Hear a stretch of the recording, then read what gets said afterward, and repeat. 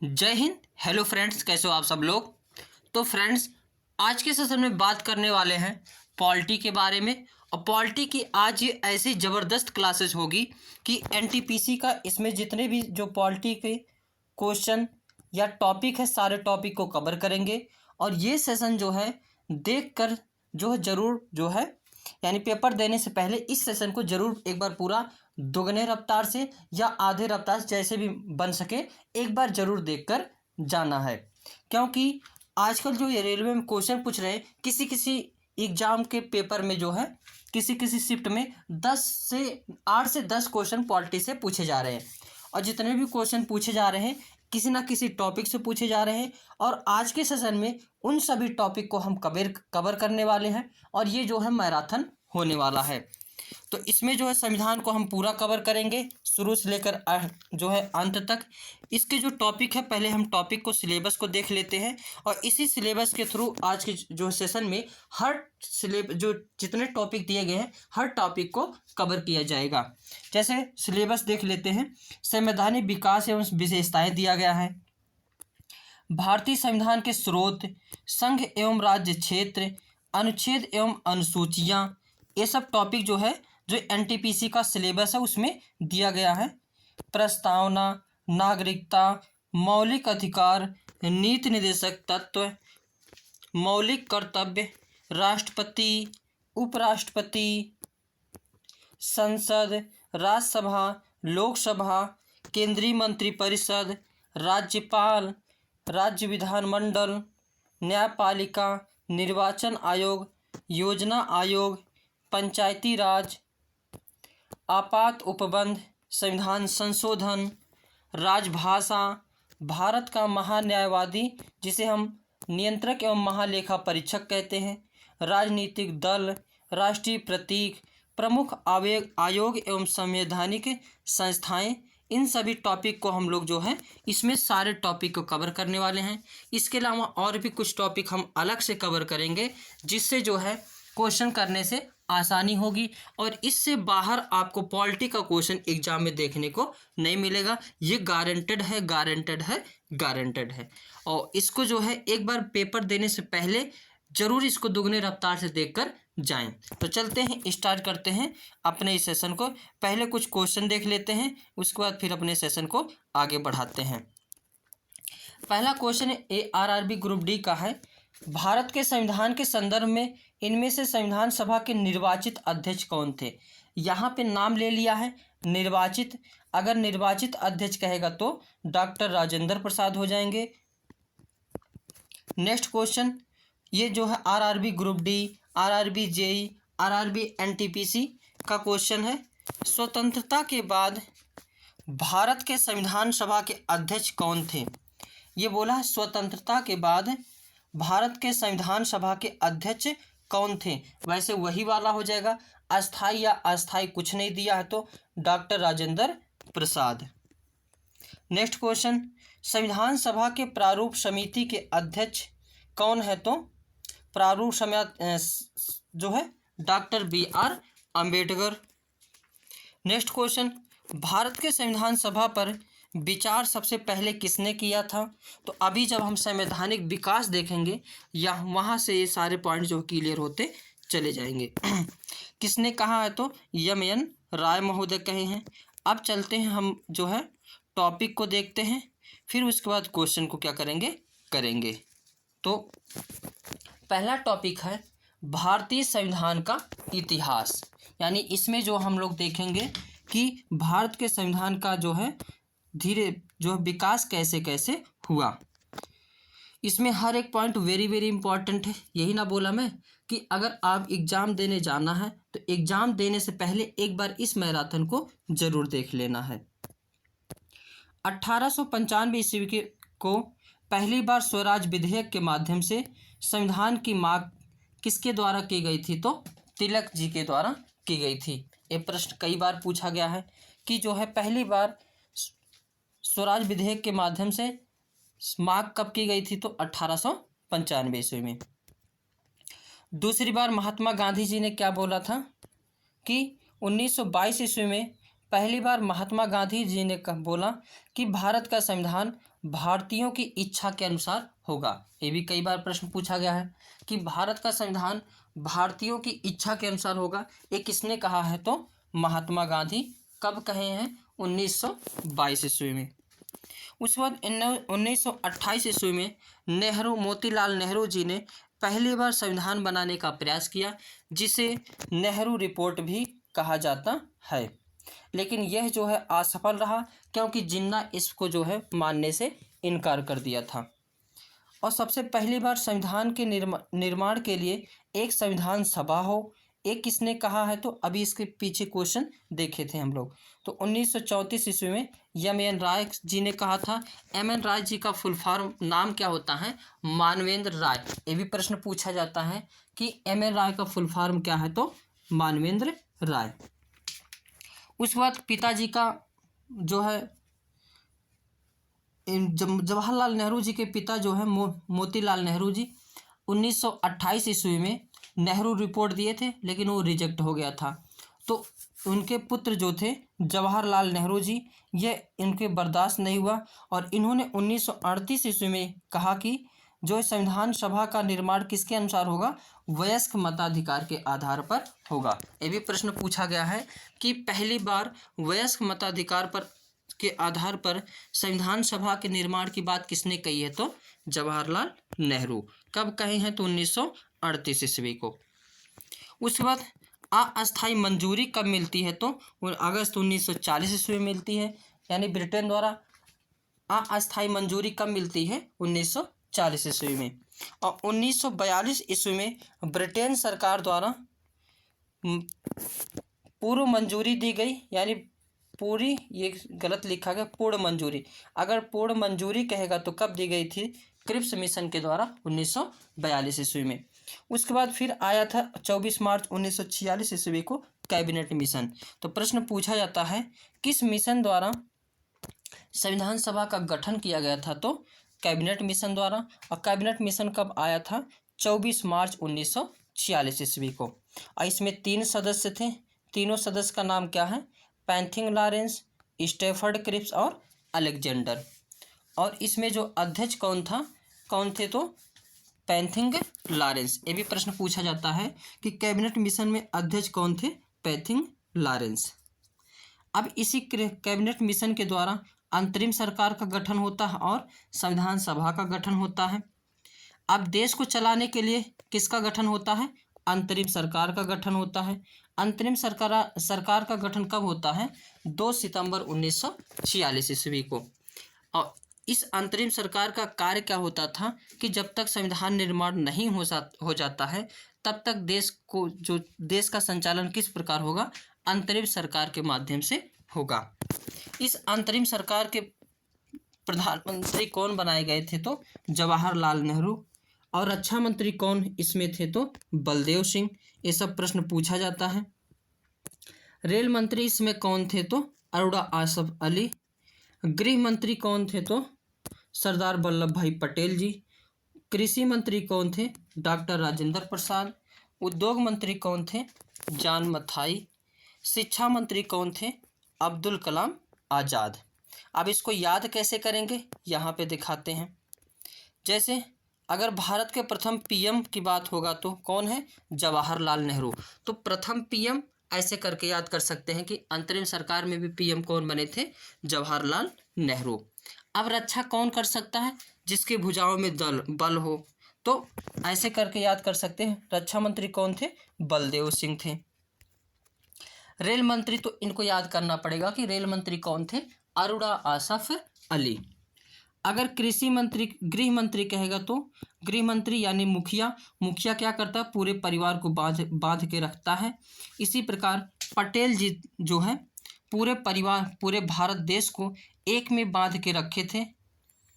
अब वो बात अलग की है, लाठी डंडा और मोली तीनों से करते थे, तो लेकिन एक देश को बनाने का श्रेय किसे कहा जाता है? तो पटेल जी को। तो गृह मंत्री यानी घर का मुखिया, घर का मालिक कौन थे? पटेल जी। तो गृह मंत्री कौन बने थे? पटेल जी, सरदार वल्लभ भाई पटेल।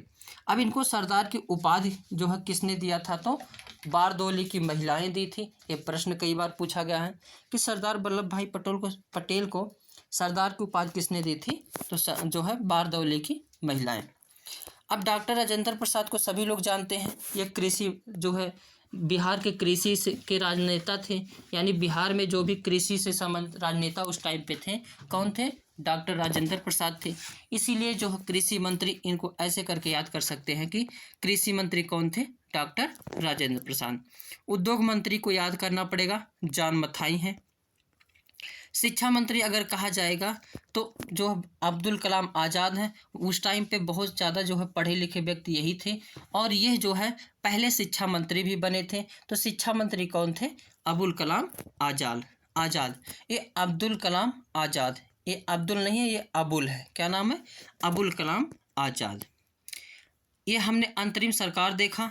अब अंतरिम सरकार और संविधान बनाने के लिए किसका गठन किया जा रहा था? तो संविधान सभा का। अब हम लोग देखेंगे संविधान सभा के बारे में। अंतरिम सरकार छोटा सा टॉपिक होता है, लेकिन एक नंबर जो वहाँ से पूछे जाते हैं। अंतरिम जो संविधान सभा जो गठन हुआ था, इसमें कितने सदस्य शुरू में थे? तो 389 सदस्य थे। ये भी कई बार पॉइंट पूछा गया है। और इसमें जो है चुनाव जब हुआ तो कितने सीट पर चुनाव हुआ था? 296 सीटों पर। अब यहाँ सोचने वाली बात यह है कि संविधान सभा में कितने सदस्य थे? 389। तो चुनाव क्यों 296 पर हुआ? क्योंकि इधर का पश्चिम बंगाल अलग हो गया था, पाकिस्तान अलग हो गया था, तो कुछ पार्टियां जो हैं क्या हो गई थी? अलग हो गई थी। इसलिए 389 के बजाय सीट कितनी हो गई थी? 296 सीट बची थी। और इस पर संविधान सभा पर चुनाव कब हुआ था? तो जुलाई 1946 ईस्वी को हुआ था। कब? जुलाई 1946 ईस्वी को। और कितनी सीट पर? 296 सीटों पर। और इसमें कांग्रेस को कितनी और यहाँ पे एक चीज़ ये और याद रखना है कि जो सदस्य चुने गए थे 389 सदस्य, कितने जनसंख्या पर एक सदस्य थे? वेरी वेरी इंपॉर्टेंट है। कितने जनसंख्या पर एक सदस्य थे? एक कई बार प्रश्न पूछा गया है। तो 10 लाख जनसंख्या पर। क्या याद करना है? 10 लाख जनसंख्या पर एक जो है सदस्य थे। अब जो चुनाव हुआ था तो कांग्रेस को कितनी सीट मिली थी? कई बार प्रश्न पूछा गया है। 208 सीट मिली थी। और वहीं मुस्लिम लीग को कितनी सीट मिली थी? तो 73 सीटें मिली थी। और अन्य व्यक्तियों को कितनी मिली थी? अन्य लोगों को कितनी सीट मिली थी? 15। यहाँ से एक नंबर पूछा जाता है और बार बार पूछा जाता है कि कांग्रेस को कितनी सीट मिली? 208, मुस्लिम लीग को 73, और अन्य को कितनी मिली थी? जो है 15 सीट। इसीलिए एक अंग्रेज लेखक था, वह कहा कि कांग्रेस ही संविधान सभा है और संविधान सभा ही क्या है? कांग्रेस है। तो इसी बात पर मुस्लिम लीग जो है चुनाव पर गुस्सा हो गया और अलग जो है पाकिस्तान की मांग करने लगा था। आगे अब संविधान सभा गठन हो गया तो संविधान सभा की पहली बैठक, दूसरी बैठक और तीसरी बैठक, ये जो है क्या है? वेरी वेरी इंपॉर्टेंट है। पहली, दूसरी और तीसरी बैठक। पहली बैठक कब बैठाई गई थी? तो 9 दिसंबर 1946 ईस्वी को। और इसमें जो बातें याद रखना है कि अस्थायी अध्यक्ष किसे बनाया गया था? डॉक्टर सच्चिदानंद सिन्हा को। इसमें एक ही बात ये याद रखना है। दूसरी बैठक कब हुई थी? 11 दिसंबर 1946 ईस्वी को। और इसमें मेन बातें क्या याद रखनी है? अस्थायी अध्यक्ष किसे बनाया गया था? डॉक्टर राजेंद्र प्रसाद को। तीसरी बैठक कब हुई थी? 13 दिसंबर 1946 ईस्वी को। कई बार प्रश्न पूछा गया है। और इसमें मेन बातें क्या याद रखना है कि जवाहरलाल नेहरू द्वारा उद्देश्य प्रस्ताव पारित किया गया था, जिसको 22 जनवरी 1946 ईस्वी को क्या किया गया था? स्वीकार किया गया था। और यही जो है उद्देश्य प्रस्ताव आगे किसका रूप बनता है? तो प्रस्तावना का रूप लेता है। आगे पॉइंट, 22 जनवरी 1947 ईस्वी को संविधान निर्माण के लिए कितनी समितियों का गठन किया गया था? तो 7 समिति नियुक्त की गई थी। और उसमें सबसे बड़ी समिति कौन थी? प्रारूप समिति, जिसको ड्राफ्ट समिति या मसौदा समिति भी कहा जाता है। ये जो संवैधानिक सलाहकार कौन थे? BN राव थे। संवैधानिक सलाहकार कई बार पूछा गया है, BN राव। और BN राव का पूरा नाम क्या था? बेनेगल राव। क्या नाम था? बेनेगल राव। अब इन्हीं के द्वारा भारतीय संविधान के प्रारूप का निर्माण किया गया, जिस पर विचार विमर्श के लिए 29 अगस्त 1947 ईस्वी को 7 सदस्यीय प्रारूप समिति का गठन किया गया था। अब इसमें 7 सदस्य कौन थे, सातों सदस्य का नाम देखना है, वेरी इंपॉर्टेंट है। पहले सदस्य डॉक्टर B.R. अम्बेडकर जी, गोपाल स्वामी अयंगर, आह्लाद कृष्णा स्वामी अय्यर, K.M. मुंशी, मोहम्मद सादुल्ला, एन माधव राव। और एन माधव राव जो है मूल सदस्य थे, लेकिन इनकी जो है तबीयत खराब हो गई थी, स्वास्थ्य खराब हो गया था, जिसके पास एन माधवराव बाद में बने थे। मूल सदस्य कौन थे, B.L. मित्तल, लेकिन इनकी तबीयत खराब हो गई थी, जिसके बाद किसको चुना गया था, एन माधव राव को। 7वें सदस्य थे T.T. कृष्णाचार्य। कौन थे, T.T. कृष्णाचार्य। और इसमें मूल सदस्य कौन थे, D.P. खेतान थे, लेकिन इनकी जो है मृत्यु हो गई थी, तो जिसके बाद जो है किसको चुना गया था, T.T. कृष्णाचार्य को। और प्रश्न पूछा जाता है, कई बार पूछा गया है कि कौन से ऐसे व्यक्ति हैं जिनके संविधान सभा के सदस्य थे, तुरंत ही उनकी जो क्या हो गई थी, मृत्यु हो गई थी, D.P. खेतान। अब आते हैं डॉक्टर B.R. अम्बेडकर जी के बारे में जानते हैं।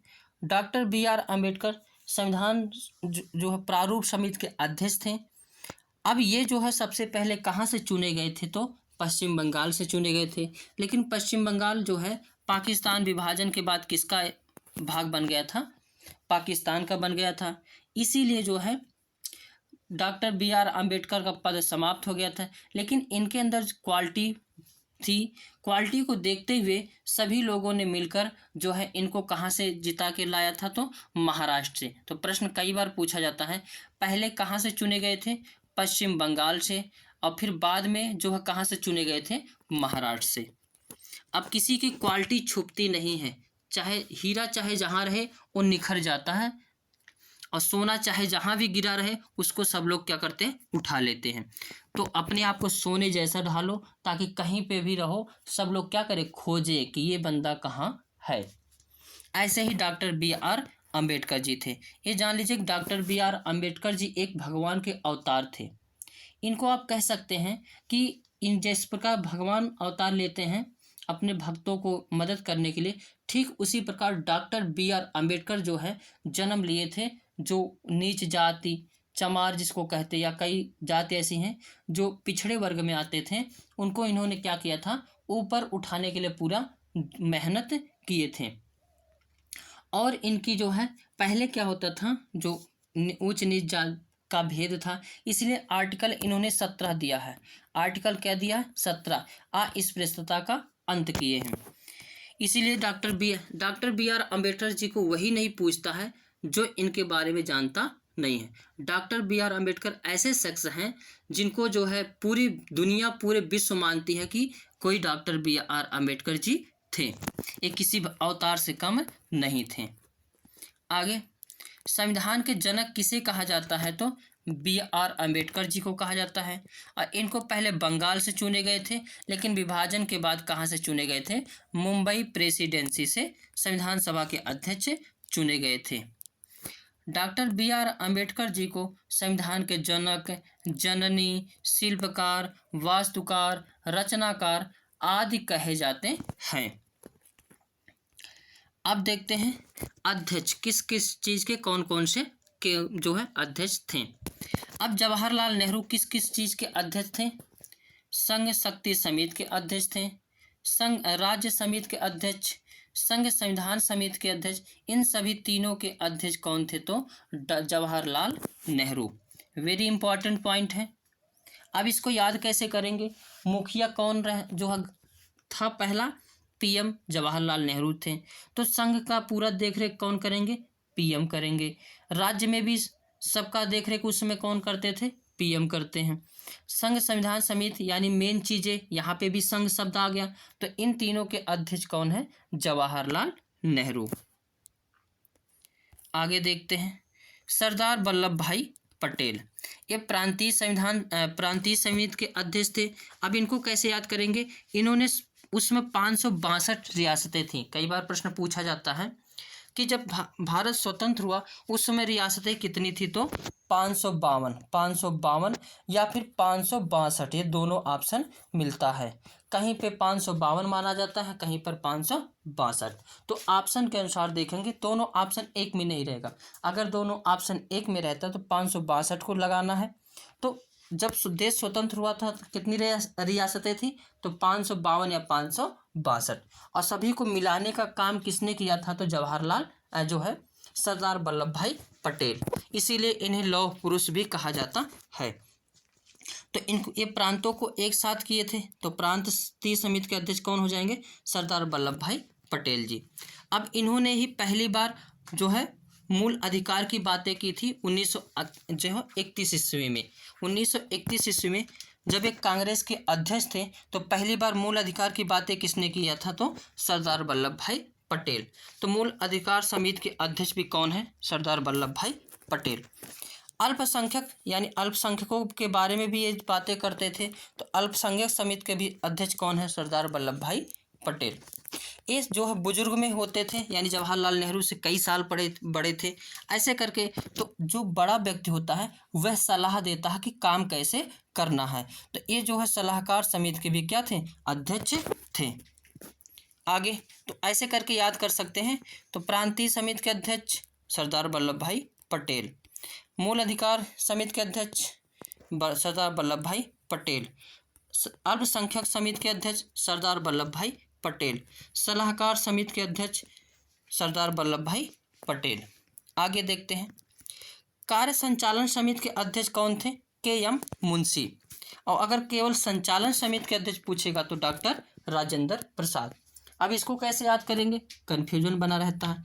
यहाँ पे के यानी कार्य, के यानी कार्य, तो अगर कार्य संचालन मिलेगा तो के यानी के.एम. मुंशी, और केवल संचालन मिलेगा तो डॉक्टर राजेंद्र प्रसाद। नियम समिति के अध्यक्ष कौन है, नियम समिति के अध्यक्ष तो डॉक्टर राजेंद्र प्रसाद, और झंडा समिति के अध्यक्ष कौन है, तो जो है डॉक्टर राजेंद्र प्रसाद।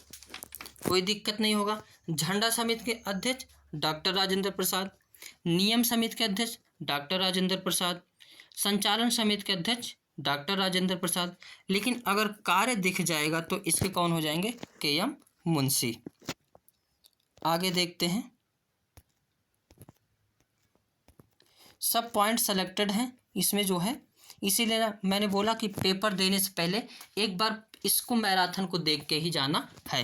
कम टाइम में ज़्यादा चीज़ें जो है देने का प्रयास इसमें हम करते हैं। 1 से 1.5 या 1-1.5-2 घंटे लगेगा, उतने में वीडियो पूरा पॉलिटी पूरा कंप्लीट हो जाएगा। संविधान सभा के द्वारा विधायिका की भूमिका का भी निर्वाह किया जाता था।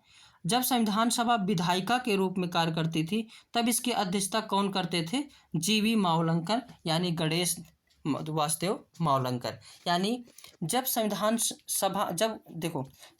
सभा के सदस्य और अंतरिम सरकार के सदस्य दोनों सदस्य एक ही थे, और यही सदस्य जो है जब अंतरिम सरकार यानी विधायिका का काम करती थी उसमें अध्यक्ष कौन हो जाते थे, गणेश वासुदेव मावलंकर। शॉर्ट में इनको कहा जाता है जी.वी. मावलंकर।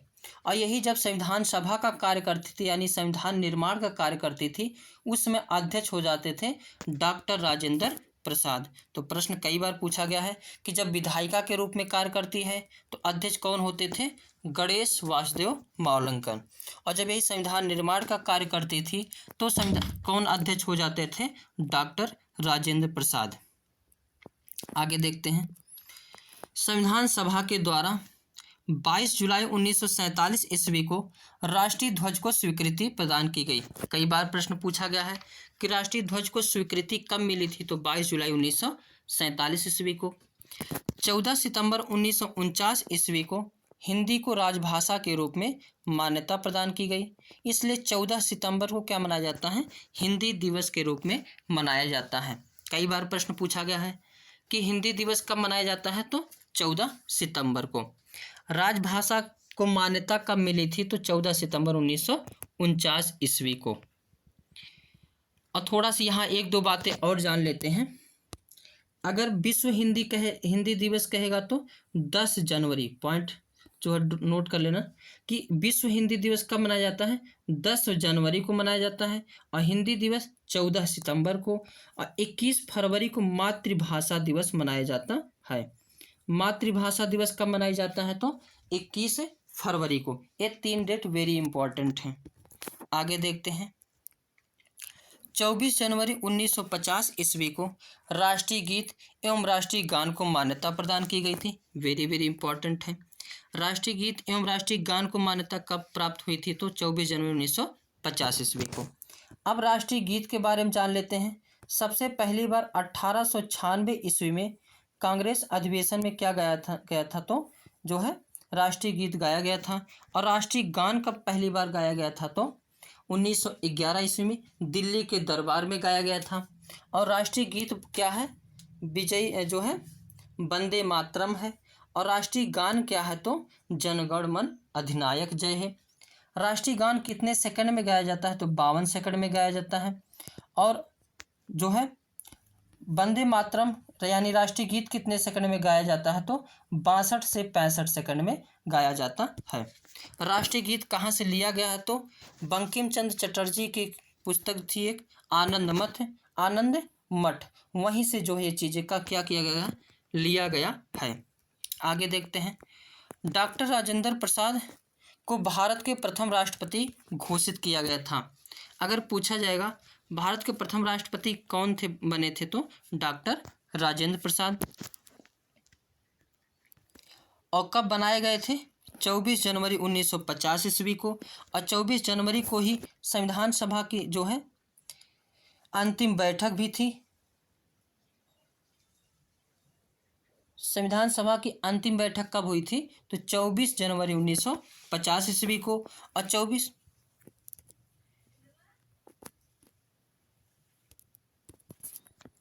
प्रश्न पूछेगा कि संविधान सभा की अंतिम बैठक कब हुई थी तो 24 जनवरी 1950 ईस्वी को हुई थी। 24 जनवरी 1950 ईस्वी को। इसी दिन राष्ट्रपति किसे बनाया गया था तो डॉक्टर राजेंद्र प्रसाद जी को। और जो संविधान बन चुका था उस पर हस्ताक्षर कितने लोग किए थे तो कुल सदस्य कितने हस्ताक्षर किए थे तो 284 सदस्यों ने हस्ताक्षर किया था। और प्रथम हस्ताक्षर किसने किया था तो जवाहरलाल नेहरू, क्योंकि उस समय ये क्या थे, पीएम थे। और अंतिम हस्ताक्षर किसने किया था तो डॉक्टर राजेंद्र प्रसाद। हालांकि इस बात में कंट्रोवर्सी होती है कि डॉक्टर राजेंद्र प्रसाद किए थे या जवाहरलाल नेहरू, लेकिन अंतिम बार राष्ट्रपति करता है साइन, क्योंकि राष्ट्रपति जब साइन करेगा तभी क्या वह चीज़ लेगा, कानून का रूप लेता है। तो संविधान एक प्रकार का कानून है, इसलिए इस पर अंतिम अध्यक्ष किसने किया था, वहाँ जो उस समय के राष्ट्रपति, और उस समय राष्ट्रपति कौन थे, डॉक्टर राजेंद्र प्रसाद। आगे देखते हैं। अब कुछ क्वेश्चन आ गया है कि भारतीय संविधान के जनक के रूप में किसे जाना जाता है तो डॉक्टर BR अम्बेडकर। जनक, जननी, वास्तुकार, शिल्पकार, ये सब कौन है तो डॉक्टर BR अम्बेडकर जी। भारत के संविधान सभा की पहली बैठक कब हुई थी तो जो है 9 दिसंबर 1946 ईस्वी को हुई थी। और इसमें क्या मैंने याद कराया कि अस्थायी अध्यक्ष किसे बनाया गया था, डॉक्टर सच्चिदानंद सिन्हा को। नेक्स्ट क्वेश्चन है, भारत के संविधान सभा की पहली बार विचार किसने किया था तो अभी हमने बताया था कौन थे, MN राय यानी मानवेंद्र राय। संविधान सभा की बातें किसने की थी, MN राय। NTPC में भी पूछा गया और ग्रुप D में भी पूछा गया क्वेश्चन है। स्वतंत्र भारत के प्रथम विदेश मंत्री कौन थे, विदेश मंत्री भी जो PM रहेंगे वही विदेश मंत्री भी थे, यानी जवाहरलाल नेहरू। और 9 दिसंबर 1946 ईस्वी को आयोजित संविधान सभा की प्रथम बैठक के अध्यक्ष कौन थे तो प्रथम बैठक के अध्यक्ष कौन बनाए गए थे, डॉक्टर सच्चिदानंद सिन्हा। अस्थायी अध्यक्ष कहेगा या प्रथम अध्यक्ष कहेगा तो कौन हो जाएंगे, डॉक्टर सच्चिदानंद सिन्हा। आगे अब देखते हैं, संविधान पूर्ण रूप से बनकर कितने दिन में तैयार हुआ था तो 2 वर्ष 11 माह 18 दिन में जो है बनकर तैयार हुआ था। और संविधान को आंशिक रूप से कब लागू किया गया था? तो 26 नवंबर 1949 ईस्वी को। कई बार पॉइंट पूछा गया है। और इसमें कितने अनुच्छेद लागू किए गए थे? तो 16 अनुच्छेद लागू किए गए थे। तो प्रश्न पूछा जाता है आंशिक रूप से कब लागू हुआ था? तो 26 नवंबर 1949 ईस्वी को। और कितने अनुच्छेद लागू किए गए थे? तो कुल 16 अनुच्छेद जो है लागू किए गए थे। लेकिन अंतिम बैठक कब हुई थी? तो 24 जनवरी 1950 ईस्वी को। और पूर्ण रूप से लागू कब किया गया था? तो 26 जनवरी 1950 ईस्वी को। इसीलिए 26 जनवरी को क्या मनाया जाता है? गणतंत्र दिवस मनाया जाता है। क्योंकि जब संविधान लागू हुआ था, देश कैसा बन गया था? एक गणतंत्र देश बन गया था। अब अगर पूछेगा सरकारी छुट्टी कितनी होती हैं? तो 3 होती हैं। कौन कौन सी? 26 जनवरी यानी गणतंत्र दिवस का, 15 अगस्त यानी स्वतंत्रता दिवस का, और एक मनाया जाता है 2 अक्टूबर जो गांधी जी के जयंती पर। आगे पॉइंट देखते हैं। संविधान दिवस कब मनाया जाता है? 26 नवंबर को। क्योंकि 26 नवंबर 1949 ईस्वी को पहली बार संविधान लागू किया गया था। अब संविधान एक प्रकार का विधि है, कानून है, इसीलिए विधि दिवस भी कब मनाया जाता है? 26 नवंबर को। और 5 मार्च को क्या मनाया जाता है? कला दिवस। और 15 अप्रैल को क्या मनाया जाता है? निशस्त्रीकरण दिवस। अब एक क्वेश्चन आ गया है, किस दिन संविधान सभा द्वारा भारतीय संविधान को अंगीकृत और अधिनियमित किया गया था? तो अंगीकृत और अधिनियमित कब किया गया था? तो 26 नवंबर 1949 ईस्वी को। अभी जब प्रस्तावना पढ़ेंगे तो बातें वहां पे क्लियर हो जाएंगी। एक क्वेश्चन ही पूछ लिया गया है कि किस दिन संविधान दिवस मनाया जाता है? तो 26 नवंबर को मनाया जाता है। हालांकि ये मैराथन है तो इसमें क्या करेंगे? जल्दी जल्दी चीज़ों को कवर करेंगे। अब भारत के संविधान के बारे में देखते हैं। भारत का संविधान जो है विश्व का सबसे बड़ा लिखित संविधान है। और भारत का संविधान ना ही अधिक लचीला है और ना ही अधिक कठोर है, इसीलिए इसे वकीलों का स्वर्ग कहा जाता है। एक कई बार प्रश्न पूछा गया है कि वकीलों का स्वर्ग किसे कहा जाता है? तो भारत के संविधान को। अब अंतिम बैठक संविधान की कब हुई थी? तो 24 जनवरी 1950 ईस्वी को हुई थी। और पूर्ण रूप से लागू कब हुआ था संविधान? तो 26 जनवरी 1950 ईस्वी को। अब 26 जनवरी को क्यों लागू किया गया था? इस पर भी एक जो है बातें हैं कि जो जवाहरलाल नेहरू जो है 1930 ईस्वी में रावी नदी के तट पर जो है कांग्रेस के अध्यक्ष का भाषण दे रहे थे। और उसी दिन इन्होंने अपने आप को क्या घोषित कर लिया था? स्वतंत्र घोषित कर लिया था कि 26 जनवरी को हम लोग क्या है? स्वतंत्र है। और तभी से हर साल क्या मनाया जाता था? स्वतंत्रता दिवस मनाया जाता था। और हालांकि स्वतंत्र देश हो गया 15 अगस्त को, और जो है अपना संविधान बन गया 26 नवंबर को। तो इस चीज़ से बचने के लिए अब इसको भी अगर डेट निर्धारित किया गया है तो कहीं ना कहीं इसको यादगार बनाना पड़ेगा, इसलिए 26 जनवरी को क्या बना दिया गया? गणतंत्र दिवस। अब संविधान के बारे में देखते हैं, यानी संविधान में क्या क्या चीज़ें है।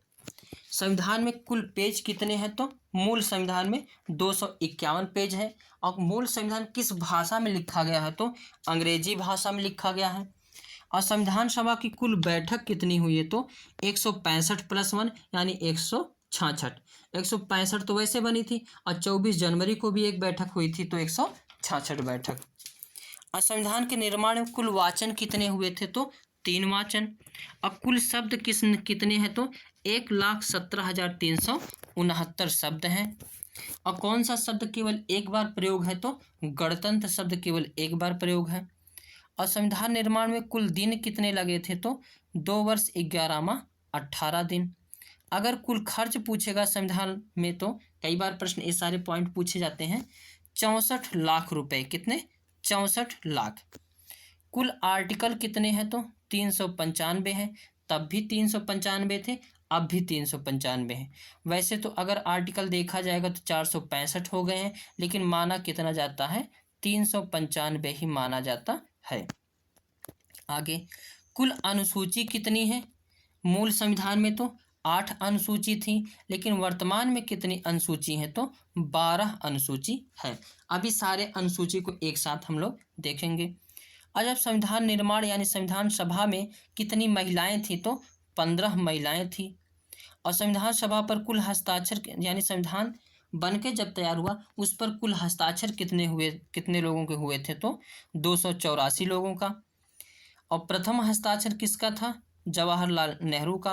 और अंतिम कहेगा तो जो है डॉक्टर राजेंद्र प्रसाद, क्योंकि ये भारत के क्या थे? राष्ट्रपति थे। और कुल उस समय कुल कितनी राज्य थे? तो 14 राज्य थे। वर्तमान में कितने राज्य हैं? तो 28 राज्य हैं और 8 केंद्र शासित प्रदेश हैं। और उसमें कुल भाषा कितनी थी? तो 14 भाषा थी, लेकिन वर्तमान में कितनी भाषा हैं? तो जो है 22 भाषा हैं। ये सभी पॉइंट याद रखना है। क्वेश्चन आ गया, संविधान सभा ने किस दिन भारत के राष्ट्रीय ध्वज को अपनाया था? ध्वज को कब अपनाया था? तो 22 जुलाई 1947 ईस्वी को अपनाया गया था। भारत का राष्ट्रीय प्रतीक भारत सरकार द्वारा कब अपनाया गया था? तो 26 जनवरी 1950 ईस्वी द्वारा अपनाया गया था। आगे अब हम लोग डिटेल से देखते हैं राष्ट्रीय प्रतीक के बारे में। भारत का राष्ट्रीय ध्वज क्या है? तो तिरंगा है, जो सभी को पता है। क्या है? तिरंगा।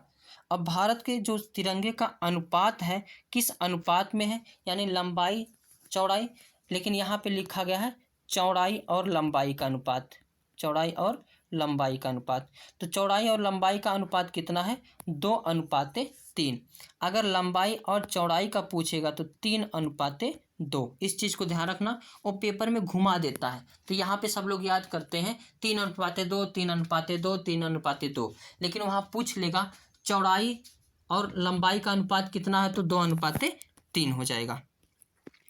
अब यहाँ से भी प्रश्न पूछा जाता है, केसरिया रंग किसको दिखाता है? तो त्याग और बलिदान को दिखाता है। सफ़ेद रंग किसका सूचक है? तो सत्य, शांति और पवित्रता का सूचक है। हरा रंग किस चीज़ का सूचक है? तो समृद्धि और उर्वरता का सूचक है। चक्र किस चीज़ को दिखाता है? तो समृद्धि को दिखाता है। और यहाँ से चक्र से भी कई सारे पॉइंट पूछे जाते हैं कि ये चक्र कहाँ से लिए गए हैं? तो सारनाथ से लिए गए हैं, अशोक स्तंभ से। यहाँ पे प्रश्न पूछा जाता है कि झंडे के चक्र में कितनी तीली हैं? तो 24 तीली हैं, लेकिन अगर अशोक स्तंभ की तीली कहेगा तो 32 तीली हैं। इस चीज़ को याद रखना है। अशोक स्तंभ में कितने तीली हैं? चक्र में 32, लेकिन संविधान जो है झंडा में कितने तीली हैं? तो 24, जो समृद्धि को दर्शाता है। यानी 24 घंटे जो है किसके हैं? समृद्धि को दर्शाता है। और इस झंडे को अपनाया कब गया था तिरंगा को? तो 22 जुलाई 1947 ईस्वी को। इस झंडे का जो है डिजाइन करता कौन है? तो पिंगली वेंकैया है। वेरी इंपॉर्टेंट पॉइंट है। डिजाइन करता कौन है? तो पिंगली वेंकैया।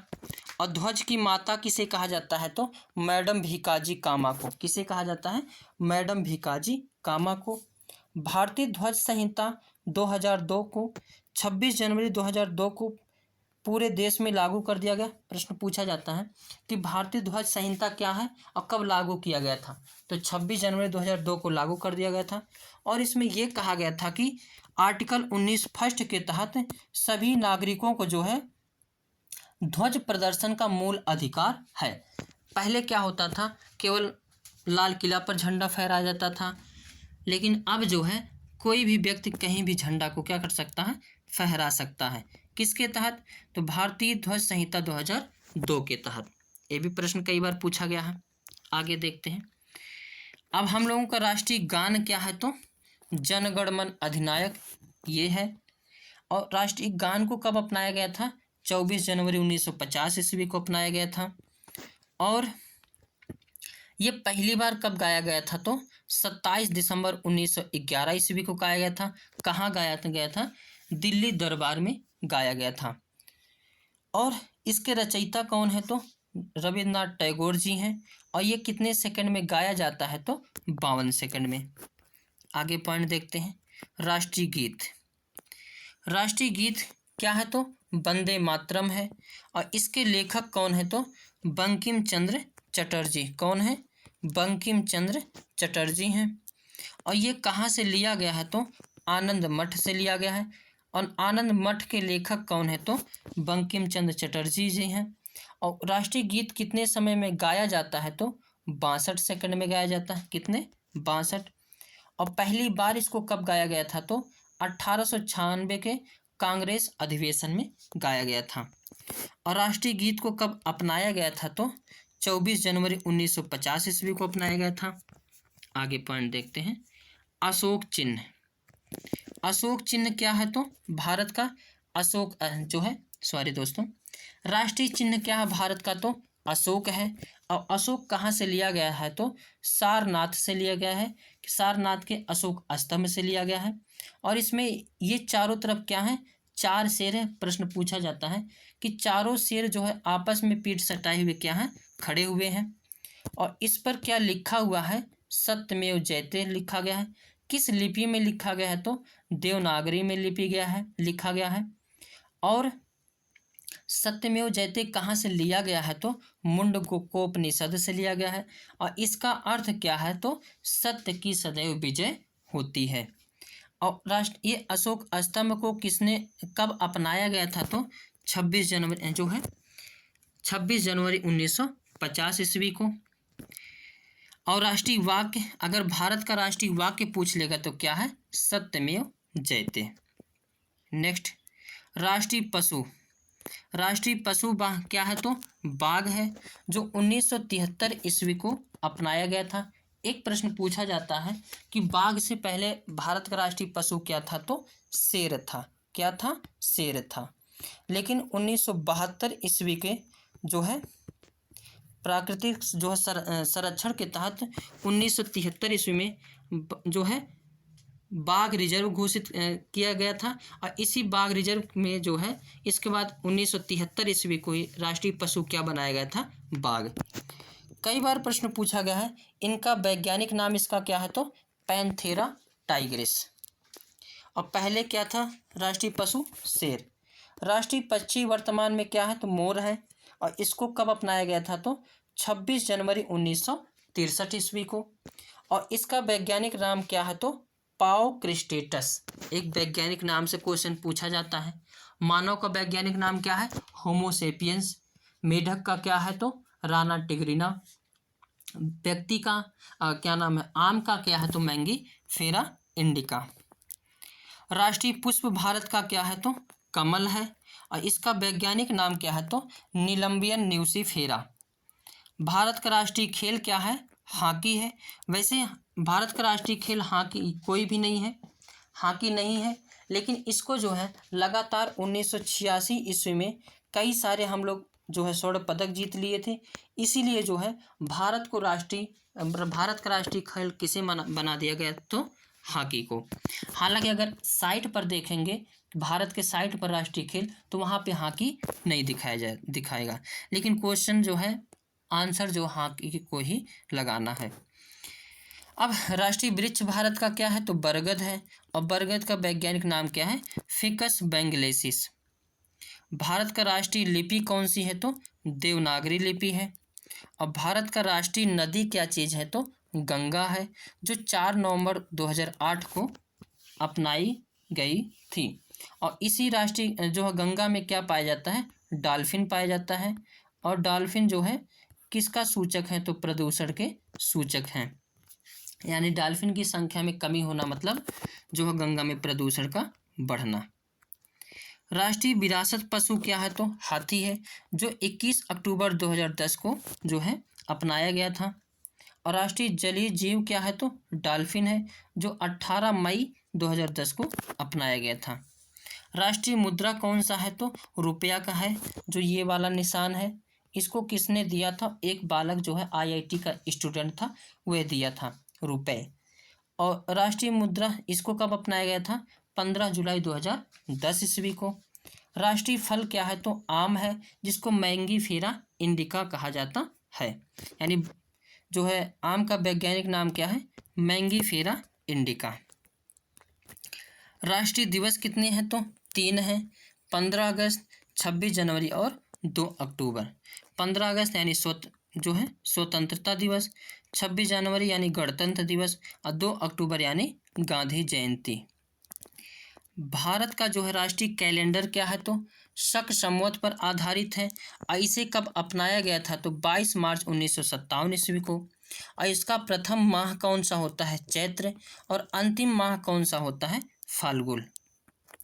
झंडा गीत कौन सा है विजयी विश्व तिरंगा प्यारा, इसके लेखक कौन है तो श्यामलाल गुप्त।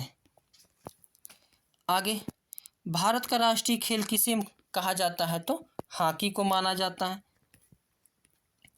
भारत के राष्ट्रीय गान के रचयिता कौन है तो रविन्द्रनाथ टैगोर जी हैं।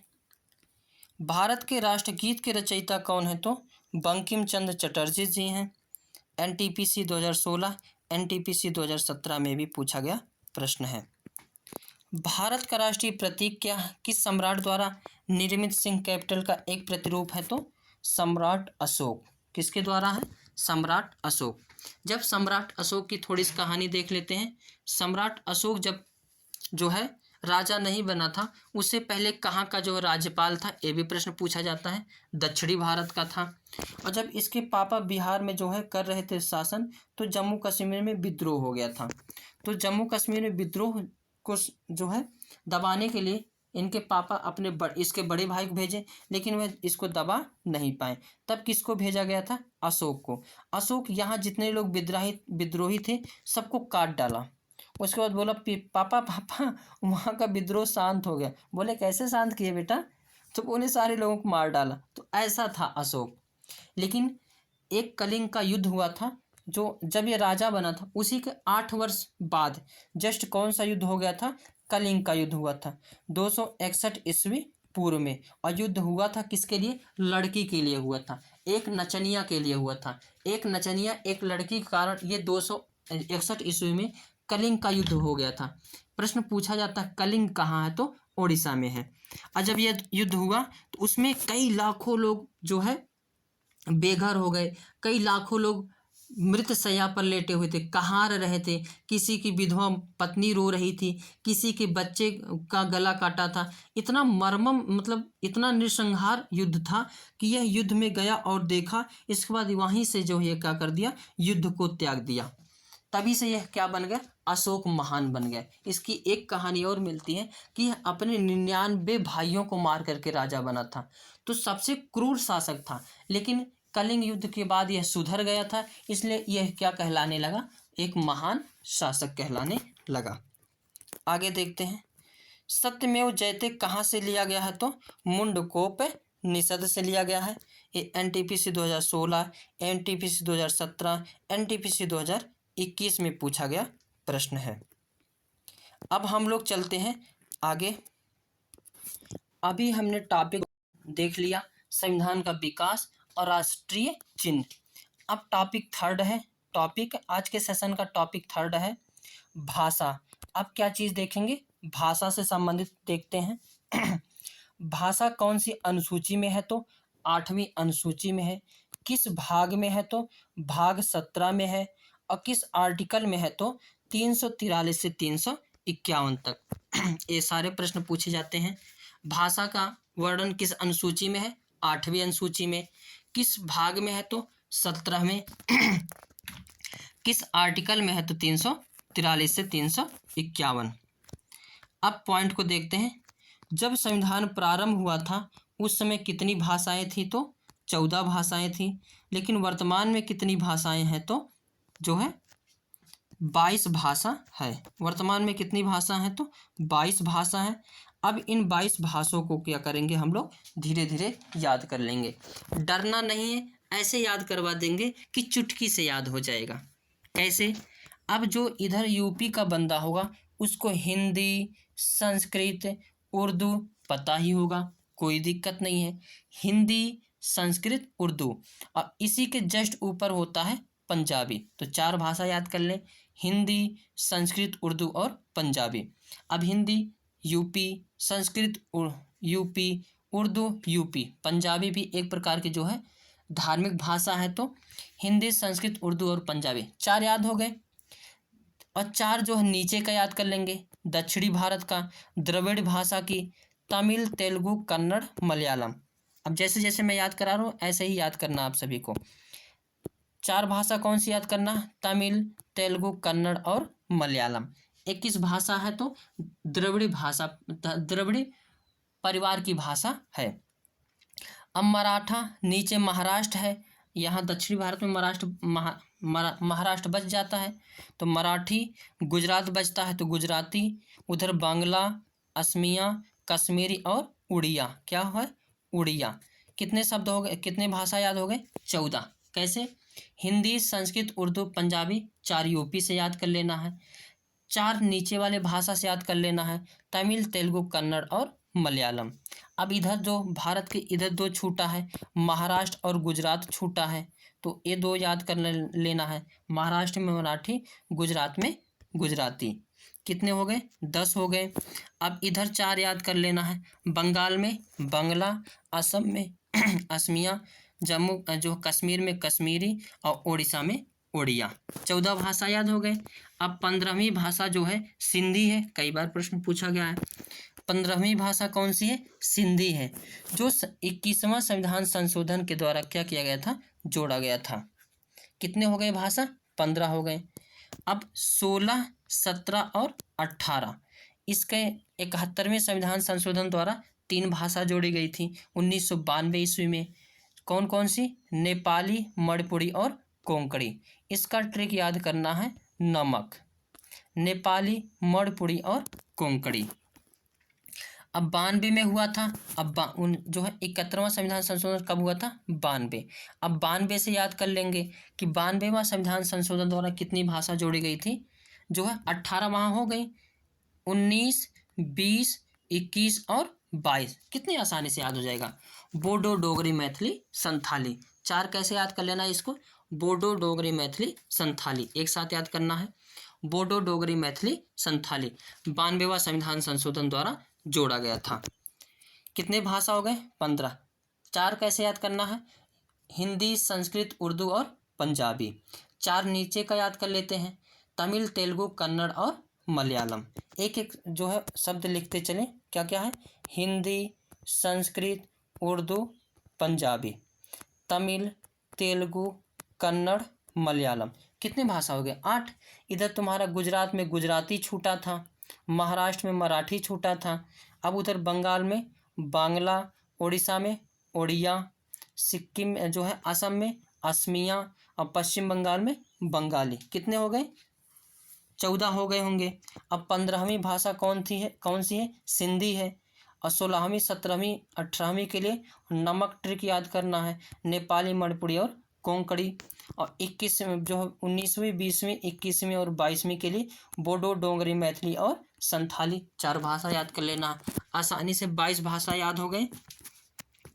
अब ये तो सारी चीज़ें हो गई। अब इसमें एक छोटा सा टॉपिक है ये, लेकिन बहुत इम्पॉर्टेंट है। 10 सितंबर को क्या मनाया जाता है? ये जो है गलत टॉपिक टाइप हो गया है, यहाँ पे रहेगा 14 सितंबर। कितना? 14 सितंबर को क्या मनाया जाता है? हिंदी दिवस। 10 जनवरी को क्या मनाया जाता है? विश्व हिंदी दिवस। और 21 फरवरी को क्या मनाया जाता है? मातृभाषा दिवस। अब गजब से नोट्स भी बना सकते, इससे कोई दिक्कत नहीं है। अब किस आर्टिकल में लिखा गया, एनटीपीसी का क्वेश्चन है कि किस भाषा में लिखा गया है कि राजभाषा जो है हिंदी होगी? तो आर्टिकल 343 फर्स्ट के तहत। और इसी में लिखा गया है कि भारत की लिपि कौन सी होगी? देवनागरी। और 348 फर्स्ट में क्या लिखा गया है कि उच्च न्यायालय की भाषा कैसी होगी? अंग्रेजी। तो प्रश्न कई बार पूछा गया है कि सुप्रीम कोर्ट की सारी कार्यवाही किस भाषा में होती है? तो अंग्रेजी। किस आर्टिकल के तहत? 348 फर्स्ट के तहत। संसद की राजभाषा कौन सी होती है? तो 120 के तहत संसद की राजभाषा के बारे में चर्चा है। और आर्टिकल 210 के तहत विधानमंडल की भाषा के बारे में चर्चा है। संसद में 3 चीज़ आते हैं, लोकसभा, राज्यसभा और राष्ट्रपति। इसी प्रकार राज्यों में विधानमंडल होता है, इसमें भी 3 लोग आते हैं, विधानसभा, विधान परिषद और क्या आते हैं? राज्यपाल। 345 आर्टिकल में क्या है? आर्टिकल 345 में प्रादेशिक भाषा के बारे में चर्चा है, यानी क्षेत्रीय भाषा कौन सी है उसके बारे में चर्चा है। 346 में पत्रार्थ की राजभाषा के बारे में चर्चा है, यानी पत्रों जो है किस प्रकार मतलब किस भाषा में रहेंगे उसके बारे में चर्चा है। 350 बी में किस बारे में चर्चा है, तो अल्पसंख्यक वर्ग की जो भाषा है उसके बारे में चर्चा है। ये सब प्रश्न पी बाई क्यू पूछा गया है एनटीपीसी ग्रुप डी रेलवे का। आर्टिकल 351 के तहत ये कहा गया है कि भाषा का विकास से संबंधित कौन सा आर्टिकल है, तो 351। और 351 फर्स्ट में ही कहा गया है कि शास्त्रीय भाषा के बारे में चर्चा है। किसके बारे में, शास्त्रीय भाषा। और वर्तमान में शास्त्रीय भाषा कितनी है, तो 6 हैं। कौन कौन सी, संस्कृत, तमिल, तेलुगु, कन्नड़ और मलयालम और ओडिसी। इसको याद करने का ऐसे ट्रिक है, 4 भाषा तो द्रविड़ परिवार की हैं, एक संस्कृत है और एक ओडिसी है।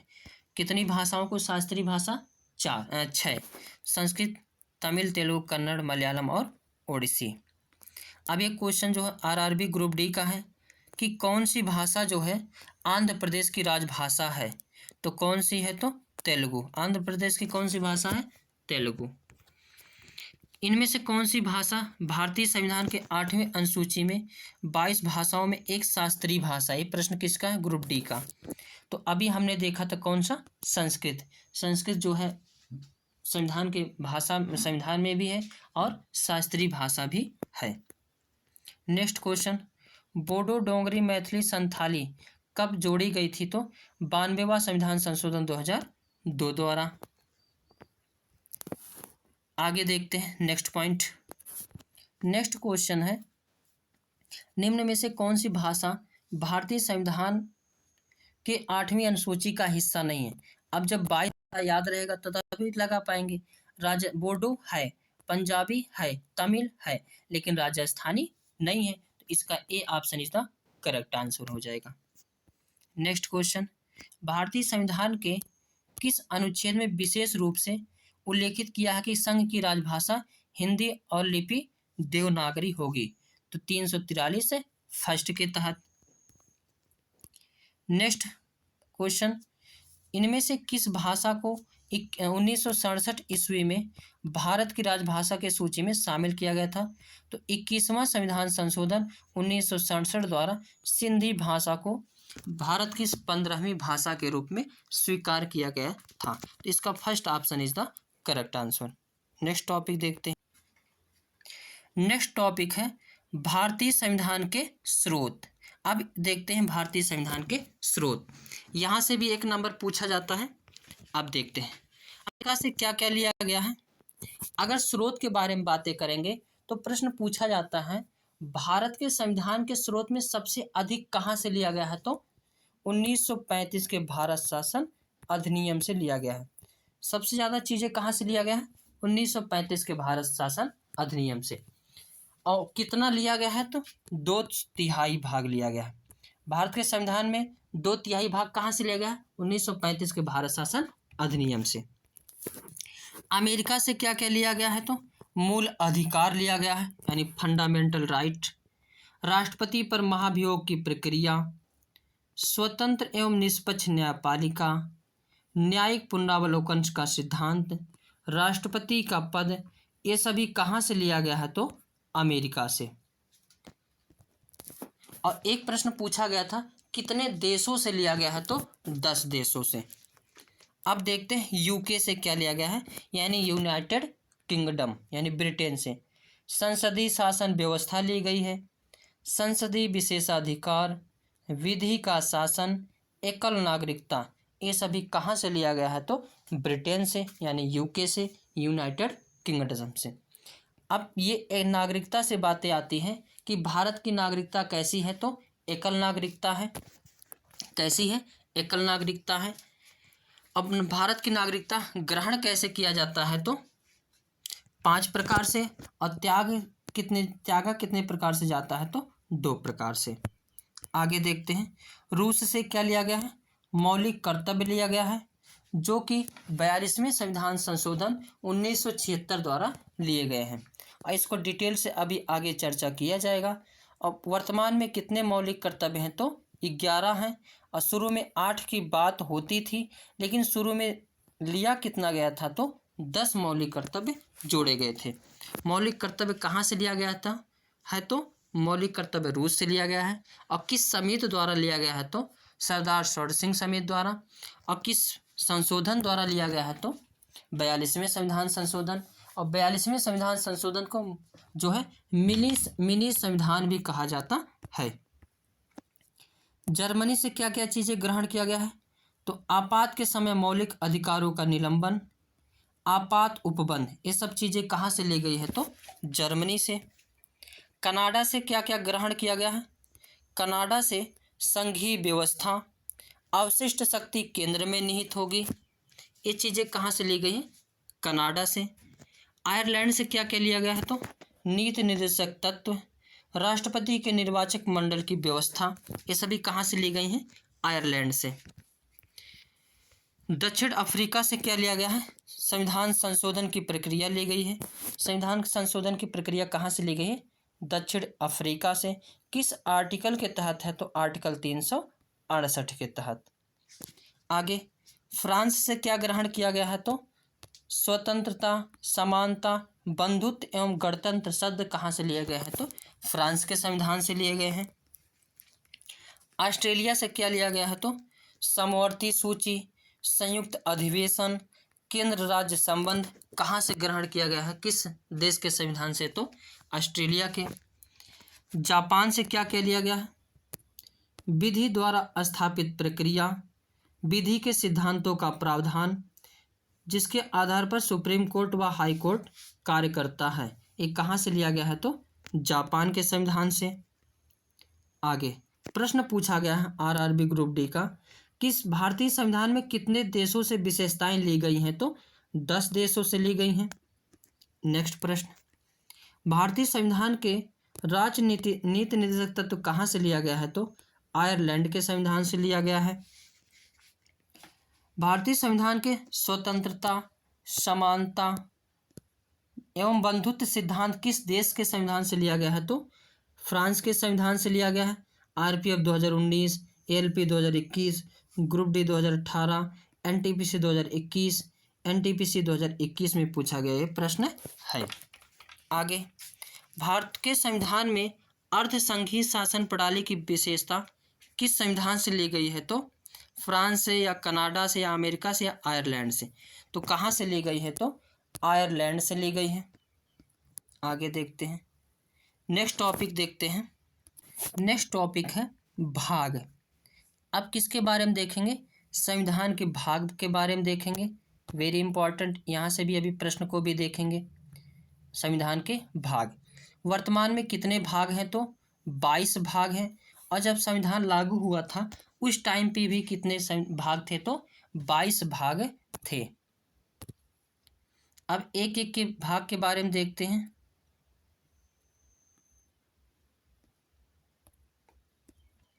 भाग फर्स्ट में क्या दिया गया है तो संघ एवं राज्य क्षेत्र। संघ एवं राज्य क्षेत्र किस में वर्णन है तो भाग फर्स्ट में वर्णन है। और आर्टिकल कितना है तो 1 से 4 आर्टिकल तक है। भारत राज्यों का संघ है, यानी ईस्ट जो है भारत में कौन सा 2 शब्द हैं तो इंडिया और भारत, अर्थात इंडिया अर्थात भारत, ये 2 शब्द है। और शब्द ये भारत क्या है, राज्यों का एक संघ है। ये किस संविधान जो किस अनुच्छेद में है तो आर्टिकल फर्स्ट में है। आगे देखते हैं भाग 2 किससे संबंधित है, नागरिकता से संबंधित है। अब नागरिकता कितने प्रकार से ग्रहण की जाती है तो 5 प्रकार से, और कितने प्रकार से त्यागी जाती है तो 3 प्रकार से। अब आर्टिकल 5 में कहा गया है कि जो भारत से पाकिस्तान चले गए हैं और फिर आ गए हैं उनकी नागरिकता बनी रहेगी। तो उसमें कुछ डेट डिसाइड किया गया है कि कब तक वो भारत में आ जाए तो क्या हो जाएगा, भारत के नागरिक होंगे। जो भाग 3 में क्या बातें की गई हैं, मौलिक अधिकार। कई बार प्रश्न ये सारे पूछे गए हैं डायरेक्ट कि मौलिक अधिकार किस भाग में वर्णित है तो भाग 3 में। आर्टिकल पूछेगा तो 12 से 35। भाग 4 में क्या है तो नीति निर्देशक तत्व है। आर्टिकल पूछेगा तो 36 से 51। आर्टिकल 4A में क्या है, मूल कर्तव्य है। और अनुच्छेद पूछेगा तो 51A। भाग 5 में किसका वर्णन है तो संघ के बारे में बताया गया है। आर्टिकल पूछेगा तो 52 से 151। राज्य भाग 6 में क्या है तो राज्य हैं, और आर्टिकल पूछेगा तो 152 से 237। भाग 7 को क्या कर दिया गया है, निरसित कर दिया गया है। भाग 8 में क्या है, संघ राज्य क्षेत्र हैं, 239 से 242 आर्टिकल तक। भाग 9 में क्या है तो पंचायती राज से संबंधित है, जो 243 से 243 का रा तक है। भाग 9 कास किससे संबंधित है, नगर पालिका से संबंधित है, 243 ता से 243 या छा तक है। भाग 9 खा किससे संबंधित है तो सहकारी समितियों से संबंधित है, 243 या जा से 243 या ना तक। भाग 10 किससे संबंधित है, एससी और एसटी से संबंधित है, एससी और एसटी से संबंधित भाग 10। भाग 11 में क्या है, संघ और राज्यों के बीच संबंध से संबंधित है। भाग 12 किससे संबंधित है, वित्त, संविदा संपत्ति, समुदाय और वाद। ये अनुच्छेद पूछेगा तो 264 से 300 का तक। भाग 13 में क्या है, भारत के राज्य क्षेत्र के भीतर बाहर जो है भीतर व्यापार, वाणिज्य एवं समागम से संबंधित है। भाग 14 संघ राज्यों के बीच अधीन सेवाओं से संबंधित है। भाग 14 का अधिकरण है, भाग 14 का में क्या है, अधिकरण। भाग 15 वेरी वेरी इंपॉर्टेंट, निर्वाचन से संबंधित है। आर्टिकल पूछेगा तो 324 से 329 तक। भाग 17 किससे संबंधित है, राजभाषा से संबंधित है। भाग 18 आपात उपबंध से संबंधित है, 352 से लेकर 360 तक। और भाग 20 किससे संबंधित है, संविधान संशोधन से संबंधित है, और 21 आर्टिकल में है तो आर्टिकल अनुच्छेद 368। अब इसके कुछ क्वेश्चन को हम लोग देख लेते हैं जो PYQ है, फिर नेक्स्ट टॉपिक पर हम लोग चलेंगे। क्वेश्चन है, निम्नलिखित में से किस राज्य को भारतीय संविधान के भाग 21 के अनुच्छेद 371 के तहत शामिल किया गया है, जिसमें कुछ राज्यों के अस्थायी, परवर्ती और विशिष्ट स्थिति प्रदान करने संबंधी प्रावधान किए गए हैं, के तहत विशेष दर्जा प्राप्त प्रदान नहीं है। हालांकि ये राज्यपाल का टॉपिक है, अब इसमें आ गया है तो इसमें कौन सा हो जाएगा, हिमाचल प्रदेश। बाकी महाराष्ट्र को भी विशेष दर्जा प्राप्त है, कर्नाटक को भी है, आंध्र प्रदेश को, लेकिन हिमाचल प्रदेश को नहीं है। हालांकि इसको डिटेल से और हम लोग देखेंगे राज्यपाल के चैप्टर में। आगे, भारत के किस भाग में भाषा की चर्चा की गई है तो भाग 17 में। किस में, भाग 17 में। आगे, किस भाग में भारत के संविधान संशोधन की चर्चा की गई है तो भाग 20 में, आर्टिकल 368 के तहत। एक की पेपर है NTPC 2021 का। आगे, अक्टूबर 2020 तक प्राप्त जानकारी के अनुसार भारत के संविधान में कितने भाग हैं तो 22 भाग हैं। एक क्वेश्चन NTPC 2021 का। अब देख ले सकते हैं कि क्वेश्चन किस लेवल का पूछा है और इसमें सिलेबस किस लेवल से चलाया जा रहा है। आगे, भारतीय संविधान के निम्नलिखित में से किस अनुच्छेद के भाग 20 और उसकी प्रक्रिया में संशोधन करने के लिए संसद की शक्तियों को संबोधित करता है तो आर्टिकल 368। अब भाग कहेगा तो भाग 20 तो दिया ही है। ये भी NTPC 2021 का क्वेश्चन है। तो अब चलते हैं नेक्स्ट टॉपिक पर। नेक्स्ट टॉपिक है संविधान संशोधन। क्या है, संविधान संशोधन। ये भी एक टॉपिक अब चलते हैं, देखते हैं संविधान संशोधन। पहला संविधान संशोधन कब किया गया था, 1951 ईस्वी को किया गया था, और इसमें 9वीं अनुसूची को जोड़ी गई थी। 1951 में कौन सी अनुसूची जोड़ी गई थी तो 9वीं अनुसूची जोड़ी गई थी। कई बार प्रश्न पूछा गया है कि किस संविधान संशोधन द्वारा 9वीं अनुसूची जोड़ी गई थी तो 51वें संविधान जो है प्रथम संविधान संशोधन 1951 द्वारा सातवां, अब वही संविधान संशोधन देखेंगे जो इम्पॉर्टेंट है और कई बार एग्जामिनेशन में आया हुआ है। सातवां संविधान संशोधन कब किया गया था? 1956 ईस्वी में। इसमें भाषा के आधार पर राज्यों का गठन की बात की गई थी। तो प्रश्न पूछता है कि भाषा के आधार पर राज्यों का गठन कब किस संविधान संशोधन द्वारा किया गया था? तो सातवां संविधान संशोधन 1956 द्वारा। और पहला राज्य कौन सा भाषा के आधार पर गठन होने वाला? तो आंध्र प्रदेश है। कई बार प्रश्न पूछा गया। आंध्र प्रदेश कब बनाया गया था? 1953 ईस्वी को। और इसके बाद जो है ये वहाँ पे आंध्र प्रदेश में एक व्यक्ति थे रामलू नाम से, इन्होंने धरना प्रदर्शन कर दिया था, जिससे जो है 63 या कितने दिन जो है तपस्या जो है अनशन पर बैठे थे और इनकी मृत्यु हो गई थी। मृत्यु होने के बाद जवाहरलाल नेहरू हिल गए कि अभी देश आज़ाद हुआ, तब तक सब लोग जो है कोई मर जाएगा तो पूरा विवाद हो जाएगा। इसलिए इन्होंने जो है पहला राज्य जो है आंध्र प्रदेश गठन किया, जो भाषा के आधार पर गठन होने वाला पहला राज्य है। 10वां संविधान संशोधन कब किया गया था? 1961 ईस्वी में किया गया। इसमें दादर नगर हवेली को क्या बनाया गया? केंद्र शासित प्रदेश बनाया गया। 12वां संविधान संशोधन किससे संबंधित है? तो पुडुचेरी से संबंधित है। भारत में किस संशोधन द्वारा मिलाया गया? तो 12वां संविधान संशोधन। 18वां संविधान संशोधन किससे संबंधित है? तो शाह आयोग से संबंधित है। शाह आयोग यानी पेप्सू को तोड़ा गया था, यानी पंजाब ईस्ट पटियाला स्टेट, इसको तोड़ करके कितने राज्य बनाए गए थे? तो पंजाब राज्य बनाया गया था, चंडीगढ़ बनाया गया था, हिमाचल प्रदेश बनाया गया था। तो पेप्सू को तोड़कर क्या क्या राज्य बनाया गया? जो है पंजाब, हिमाचल प्रदेश और चंडीगढ़। और कब तोड़ा गया था? किस आयोग द्वारा तोड़ा गया था? ये भी प्रश्न पूछा जाता है। तो शाह आयोग द्वारा। आगे देखते हैं।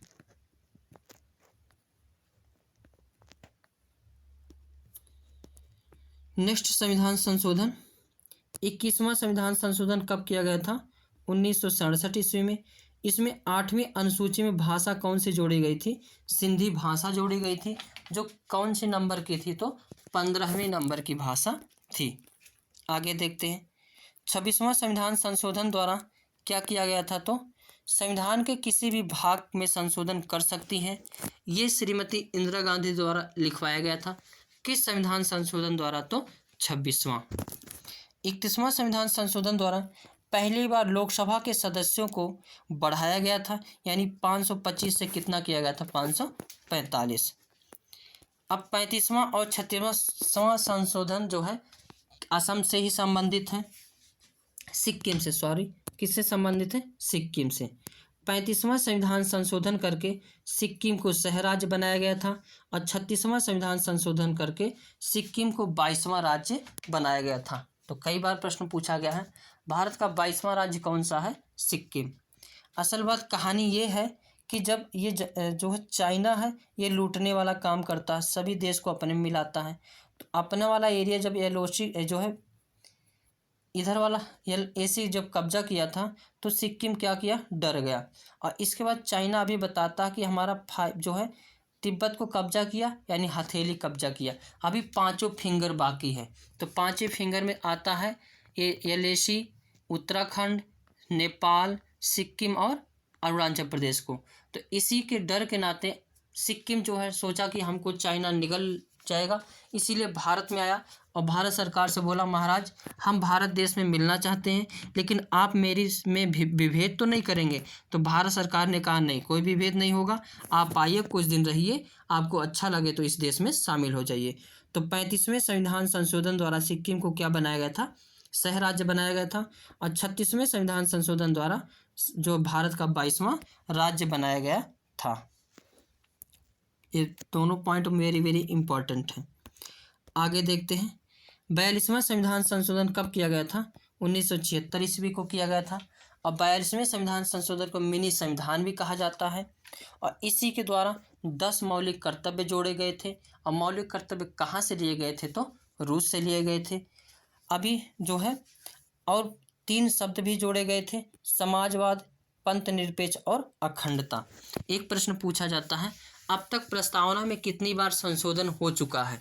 तो केवल एक बार। सब लोग कहते हैं महिला के पास कोई पावर नहीं होती, और श्रीमती इंदिरा गांधी जी को पहले गूंगी गुड़िया कहा जाता था, और जब ये पीएम बनी तो ऐसे ऐसे संशोधन कर दी कि जहां तक कोई सोच भी नहीं सकता था। पहली बार अगर कोई भी संशोधन हुआ है प्रस्तावना में, पहली बार हुआ है 42वें संविधान संशोधन द्वारा। उसके बाद आज तक कोई संशोधन जो हो प्रस्तावना में नहीं हो पाया है, और इसी संशोधन द्वारा जो है प्रस्तावना में पहली बार संशोधन हुआ, और इसी में लोकसभा का कार्यकाल कितना कर दिया गया था? 6 साल। प्रश्न पूछा जाता है कि किस संविधान संशोधन द्वारा लोकसभा का कार्यकाल 6 साल किया गया था? तो 42वें संविधान संशोधन को, और 42वें संविधान संशोधन को मिनी संविधान भी कहा जाता है। और इसी के विरुद्ध में 44वां संविधान संशोधन हुआ था मोरारजी देसाई द्वारा 1978 ईस्वी में। तो प्रश्न पूछ सकता है कि 42वें संविधान संशोधन के विरुद्ध में कौन सा संविधान संशोधन हुआ था? तो 44वां। आगे देखते हैं 44वां संविधान संशोधन 1978 ईस्वी। इसमें जो संपत्ति के अधिकार को क्या, अगर बीजेपी का आज तक का सबसे बढ़िया काम देखेंगे तो यही एक काम किए हैं कि जो है संपत्ति के अधिकार को मौलिक अधिकार से हटा करके कानूनी अधिकार बना दिया गया है। तो अगर पूछेगा संपत्ति का अधिकार इस समय क्या है, तो कानूनी अधिकार है, और आर्टिकल 301 के अंतर्गत ये क्या है? एक प्रकार का कानूनी अधिकार है। अगर मैं मोरारजी देसाई की एक कहानी सुनाऊं तो इतने गड़बड़ पीएम थे कि क्या ही बताया जाए। जब 1975 के आसपास भारत में जो परमाणु बम बनाने की बात चल रही थी, उसी में समय जो है पाकिस्तान में भी परमाणु बम बनाने की बात चल रही थी, और ये जो है चोरी चोरी जो उत्तरी कोरिया दक्षिणी कोरिया में है, पाकिस्तान वाले जा कर के वहाँ पे पाकिस्तान के वैज्ञानिक जा कर के यहाँ पे चोरी चोरी क्या करते थे? परमाणु बम बनाना सीखते थे। और इसी समय अपने जो रा के अध्यक्ष हैं, क्या नाम उनका है? अजीत डोभाल जी। अजीत डोभाल जी यहाँ पे गए थे और धीरे धीरे सारे चीज़ को जो है इन्फॉर्म यहाँ पे करते थे जो है श्रीमती इंदिरा गांधी जी को। लेकिन वहाँ पे तब तक तख्ता पलट हो गया था, और उसमें कौन पीएम आ गए थे? जो है अटल बिहारी, जो है इनका क्या नाम है? मोरारजी देसाई। अब मोरारजी देसाई को सूचना ये पहुंचाते थे, लेकिन ये कोई बात ही नहीं मानते थे। पॉलिटिक्स इतनी खराब चीज़ है कि अगर देश के लिए भी कोई काम अच्छा हो और वो किसी दूसरे सरकार ने किया हो, तो उसको जो है दूसरा सरकार आती है तो उसको मानती नहीं है। तो यहाँ पे इनके जो है क्या हुए? प्रयास विफल हो जा रहे थे। हालांकि वो बहुत जो अजीत डोभाल जी हार नहीं मानते थे, लेकिन फिर भी जो है कोई भी व्यक्ति होता है, एक बार दो बार तीन बार प्रयास करेगा तो हार मान ही लेता है। हालांकि उन्होंने हार नहीं मानी थी, लेकिन मोरारजी देसाई जी क्या गलती कर दिए थे कि हमारे यहाँ के सभी लोग जो कोरिया में इनके जो है साइंटिस्ट को पता लगाते थे, लेकिन ये सूचना किसको दे दिए? प्रधानमंत्री, पाकिस्तान के प्रधानमंत्री को दे दिए। अब पाकिस्तान का प्रधानमंत्री गुस्सा गया कि आखिर ये न्यूज़ कैसे पता चल गई इन लोगों को। तो वहाँ पे ढूंढ ढूंढ के सारे भारत के जो गुप्तचर के लोग थे सबको मरवा दिया। अब इनको क्या ही कहा जाए? मोरारजी देसाई को इतनी समझ नहीं थी कि जो है यहाँ की सूचना क्यों लीक किया जाए, जबकि जो है खैर छोड़ो, तो पॉलिटिक्स की बातें हैं। आगे देखते हैं 52वां संविधान संशोधन 1950 ईस्वी। ये किससे संबंधित है? दल बदल से संबंधित है। जब राजीव गांधी पीएम बने थे तो ये नए नए पीएम थे और ये नए युवक थे, तो ये कभी कभी जो है जो नेता होते हैं इस पक्ष से उच्च पक्ष से उस पक्ष चले जाते हैं। तो इस समय जो है दल बदल का खिलवाड़ बहुत ज़्यादा चलता था। इन्होंने 52वां संविधान संशोधन करके जो है दल बदल से संबंधित कानून बना दिए। 55वां संविधान संशोधन 1987 में किया गया, और इससे किसको बनाया गया? भारत का अरुणाचल प्रदेश 24वां राज्य बनाया गया। 61वां संविधान संशोधन 1989 में किया गया। इसके द्वारा मतदाता की आयु कितनी कर दी गई? 21 वर्ष से 18 वर्ष कर दी गई, जो अब तक जो है अभी भी 18 वर्ष है। 65वां संविधान संशोधन किससे संबंधित है? तो एससी आयोग से संबंधित है।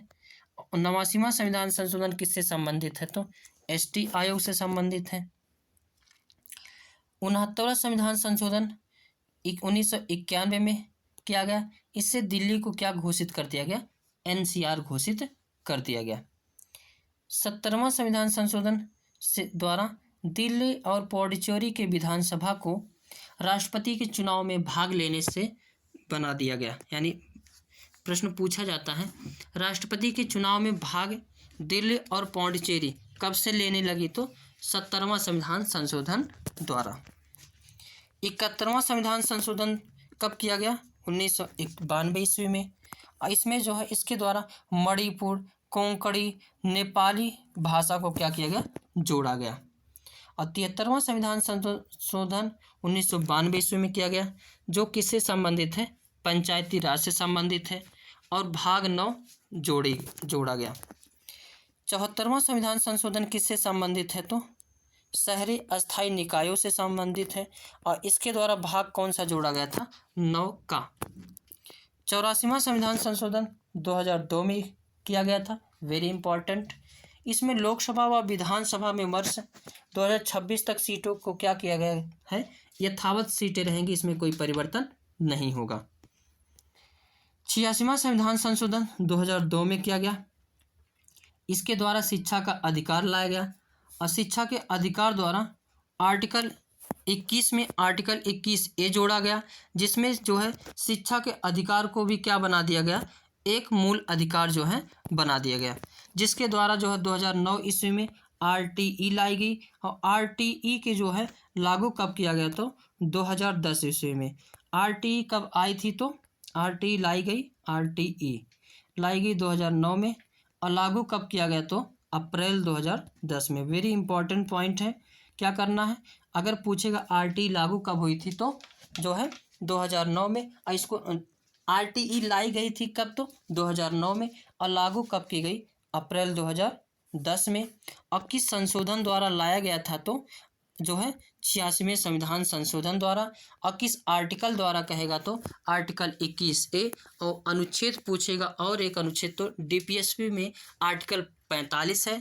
तो अगर देखेंगे इसकी कहानी, तो DPSP में आर्टिकल 45 के तहत जो है, आर्टिकल 45 के तहत 86वें संविधान संशोधन किया गया। और 86वें संविधान संशोधन द्वारा आर्टिकल 21 में आर्टिकल 21A जोड़ा गया, जिससे शिक्षा के अधिकार को मूल अधिकार बना दिया गया। और इस मूल अधिकार को लागू कराने के लिए RTE 2009 लाई गई, और RTE 2009 जो है लागू कब की गई, अप्रैल 2010 में। बातें सारे समझ में आ गए होंगे, और बहुत इंपॉर्टेंट सारे पॉइंट हैं, ये सारे पॉइंट जो है पूछे जाते हैं। अगर पूछेगा RTE लागू कब हुई, तो अप्रैल 2010 में, और लाई कब की गई थी, तो RTE 2009 में। और इसकी बातें कहाँ से चर्चा निकली, कहाँ से थी, तो आर्टिकल 21A से। और 21A कहाँ से जुड़ा था, तो 86वें संविधान संशोधन 2002 द्वारा। और 86वां संविधान संशोधन किसके तहत किया गया, तो आर्टिकल 45 के तहत। आगे देखते हैं, 91वां संविधान संशोधन 2003 में किया गया। इसमें मंत्रिपरिषद का आकार निश्चित किया गया। वेरी वेरी इंपॉर्टेंट है, प्रश्न कई बार पूछा गया। मंत्रिपरिषद का आकार कब निश्चित किया गया, तो 91वां संविधान संशोधन 2003 द्वारा। इसमें न्यूनतम अधिकतम संख्या कितनी हो सकती है, तो 15%। आगे 92वां संविधान संशोधन भी कब किया गया, 2003 में किया गया, और इसके द्वारा 8वीं अनुसूची में बोडो, डोगरी, मैथिली और संथाली भाषा जोड़ी गई। 93वां संविधान संशोधन 2006 में किया गया। इसके द्वारा जो है पहली बार 27% जो है आरक्षण का प्रावधान किया गया पिछड़े वर्गों को। आगे 94वां संविधान संशोधन 2006 में किया गया। इसके द्वारा MP और उड़ीसा सहित नवनिर्मित झारखंड और छत्तीसगढ़ राज्य में जनजाति कल्याण मंत्री का प्रावधान किया गया। बहुत इंपॉर्टेंट है। 94वां संविधान संशोधन कब किया गया, 2006 ईस्वी में। और जनजाति कल्याण मंत्री के प्रावधान किस संशोधन द्वारा, तो 94वां संविधान संशोधन 2006 द्वारा। 96वां संविधान संशोधन 2011 में किया गया। इसके द्वारा 8वीं अनुसूची में उड़िया के स्थान पर ओडिया शब्द को प्रतिस्थापित किया गया। 97वां संविधान संशोधन 2012 में किया गया। और इसके द्वारा सहकारी समितियों के लिए भाग 9B जोड़ा गया, यानी भाग 9B का प्रावधान किया गया। वेरी इंपॉर्टेंट ये भी है। आगे 99वां संविधान संशोधन 2015 में किया गया। इसके द्वारा राष्ट्रीय न्यायिक नियुक्ति आयोग का गठन किया गया, लेकिन इसको क्या कर दिया गया, अब खत्म कर दिया गया। क्यों? जो अगर देखेंगे कोई भी देश चलाने के लिए 3 चीज होता है, कार्यपालिका, व्यवस्थापिका और न्यायपालिका। कार्यपालिका और व्यवस्थापिका राजनीतिक रूप से है ही, लेकिन दोनों पर कंट्रोल कौन करता है, न्यायपालिका। अब न्यायपालिका पर कंट्रोल करने के लिए जो है ये लाया गया था राष्ट्रीय न्यायिक आयोग, जो कि मूल ढांचा का उल्लंघन करता था, इसीलिए इसको क्या कर दिया गया, इस समय खत्म कर दिया गया। 100वां संविधान संशोधन 2015 में किया गया। इससे क्या हुआ था, कुछ बांग्लादेश के साथ एनक्लेव प्रदेशों का जो आदान प्रदान किया गया। यानी भारत के कुछ गांव बांग्लादेश में चले गए थे, बांग्लादेश के कुछ गांव भारत में आ गए थे। तो अभी जो नरेंद्र मोदी जी थे और बंगाल की शेख हसीना थी, इन दोनों लोगों ने मिलकर जो है एनक्लेव प्रदेशों का आदान प्रदान किया करके जो है इस विवाद को क्या किए, खत्म किए। 101वां संविधान संशोधन कब किया गया, 2016 में किया गया। एक किससे संबंधित है, तो जीएसटी से। जीएसटी कब लागू हुई थी, तो 1 जुलाई 2017 ईस्वी को। 102वां संविधान संशोधन 2018 में किया गया था। यह किससे संबंधित है, तो ओबीसी आयोग से संबंधित है। आगे 103वां संविधान संशोधन किससे संबंधित है, तो ये आर्थिक रूप से पिछड़े को 10% आरक्षण से संबंधित है, यानी EWS से। 104वां संविधान संशोधन 2019 में किया गया। इसके द्वारा SC और ST को आरक्षण कितने वर्ष तक के लिए बढ़ाया गया, 10 वर्ष तक के लिए बढ़ा दिया गया, यानी 2030 तक जो है SC ST का आरक्षण बना रहेगा। अब तक कुल कितने संशोधन हो चुके हैं, तो कितने कुल संशोधन हो चुके हैं, तो 105 संशोधन हो चुके हैं। और 105वां संशोधन क्या है, तो जो है बड़ी यानी जनरल लोगों को ये जो 10% आरक्षण किस संशोधन द्वारा, 105वां संविधान संशोधन द्वारा दिया गया। नेक्स्ट टॉपिक है संविधान की अनुसूचियां। हर एक टॉपिक को धीरे धीरे कवर करते हुए आगे बढ़ रहे हैं। अब क्या देखने वाले हैं, संविधान की अनुसूचियां। पहले अनुसूची में क्या है, राज्य एवं केंद्र शासित प्रदेशों के नाम एवं उनकी सीमा से संबंधित है। दूसरी अनुसूची किससे संबंधित है, वेतन भत्ते से संबंधित है। तीसरी अनुसूची किससे संबंधित है, शपथ से संबंधित है। चौथी अनुसूची किससे संबंधित है, तो सीटों का आवंटन से संबंधित है। अब इसको याद कैसे किया जाएगा, अब पहली अनुसूची में बता दिया गया कि राज्य और केंद्र शासित प्रदेश हैं। फिर दूसरे में बताया गया कि आपको इतना वेतन भत्ता मिलेगा। अब जब वेतन भत्ते की बात हो गई तो शपथ दिलाया गया कि आप जो है इसमें जो है गड़बड़ी नहीं करेंगे। और जब शपथ वपथ दिला दिया गया तो सीटों का आवंटन कर दिया गया कि आपका यहाँ रहेगा, आपका यहाँ। ऐसे करके याद कर सकते हैं। पांचवी अनुसूची में क्या है, अनुसूचित क्षेत्र और अनुसूचित जनजाति से संबंधित है। Very important. छठी जो है अनुसूची है, असम, मेघालय, त्रिपुरा और मिजोरम राज्य किस अनुसूची में है, तो छठी अनुसूची में। बहुत इंपॉर्टेंट है। छठी अनुसूची में कितने राज्य, 4, असम, मेघालय, त्रिपुरा और मिजोरम। असल बात इस अनुसूची में जो भी शामिल होता है उसको एक विशेष दर्जा मिलने लगता है। 7वीं अनुसूची में क्या है, शक्तियों का विभाजन। 8वीं अनुसूची किससे संबंधित है, भाषा से संबंधित है। 9वीं अनुसूची किससे संबंधित है, भूमि सुधार से संबंधित है। 10वीं अनुसूची किससे संबंधित है, दल बदल से संबंधित है। 11वीं अनुसूची किससे संबंधित है, पंचायती राज क्षेत्र से संबंधित है। 12वीं अनुसूची किससे संबंधित है, नगरीय प्रशासन से संबंधित है। आगे नेक्स्ट टॉपिक देखते हैं, प्रस्तावना। क्या देखते हैं, प्रस्तावना।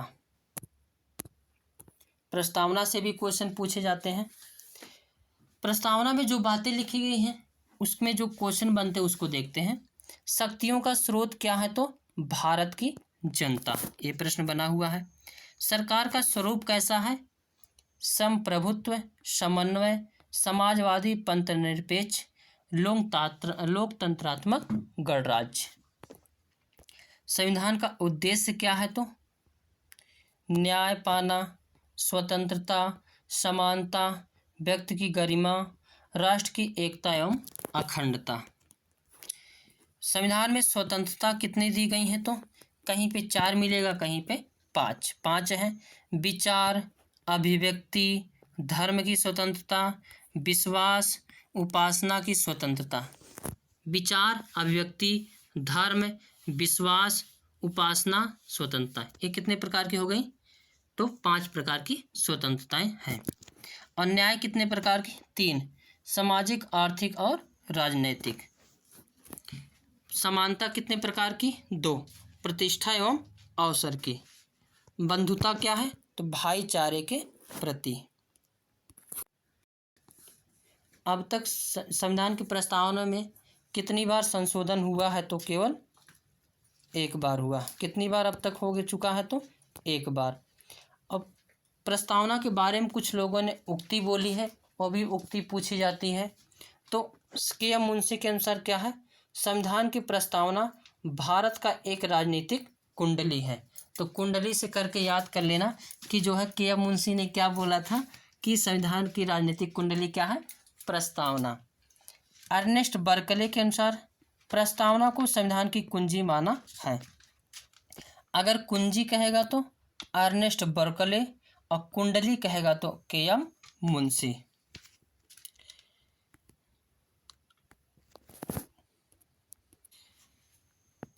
नेक्स्ट टॉपिक है मौलिक अधिकार। क्या देखेंगे? मौलिक, यहाँ से क्वेश्चन भी पक्का जो है बनता है। अब मूल अधिकार या मौलिक अधिकार। मूल अधिकार होते क्या हैं? ऐसे अधिकार जो नागरिकों को के समग्र विकास के लिए संविधान द्वारा प्रदान किए जाते हैं और जिसका संरक्षण संविधान के अंतर्गत होता है, उसे किसकी संज्ञा दी जाती है? तो मूल अधिकार की संज्ञा दी जाती है।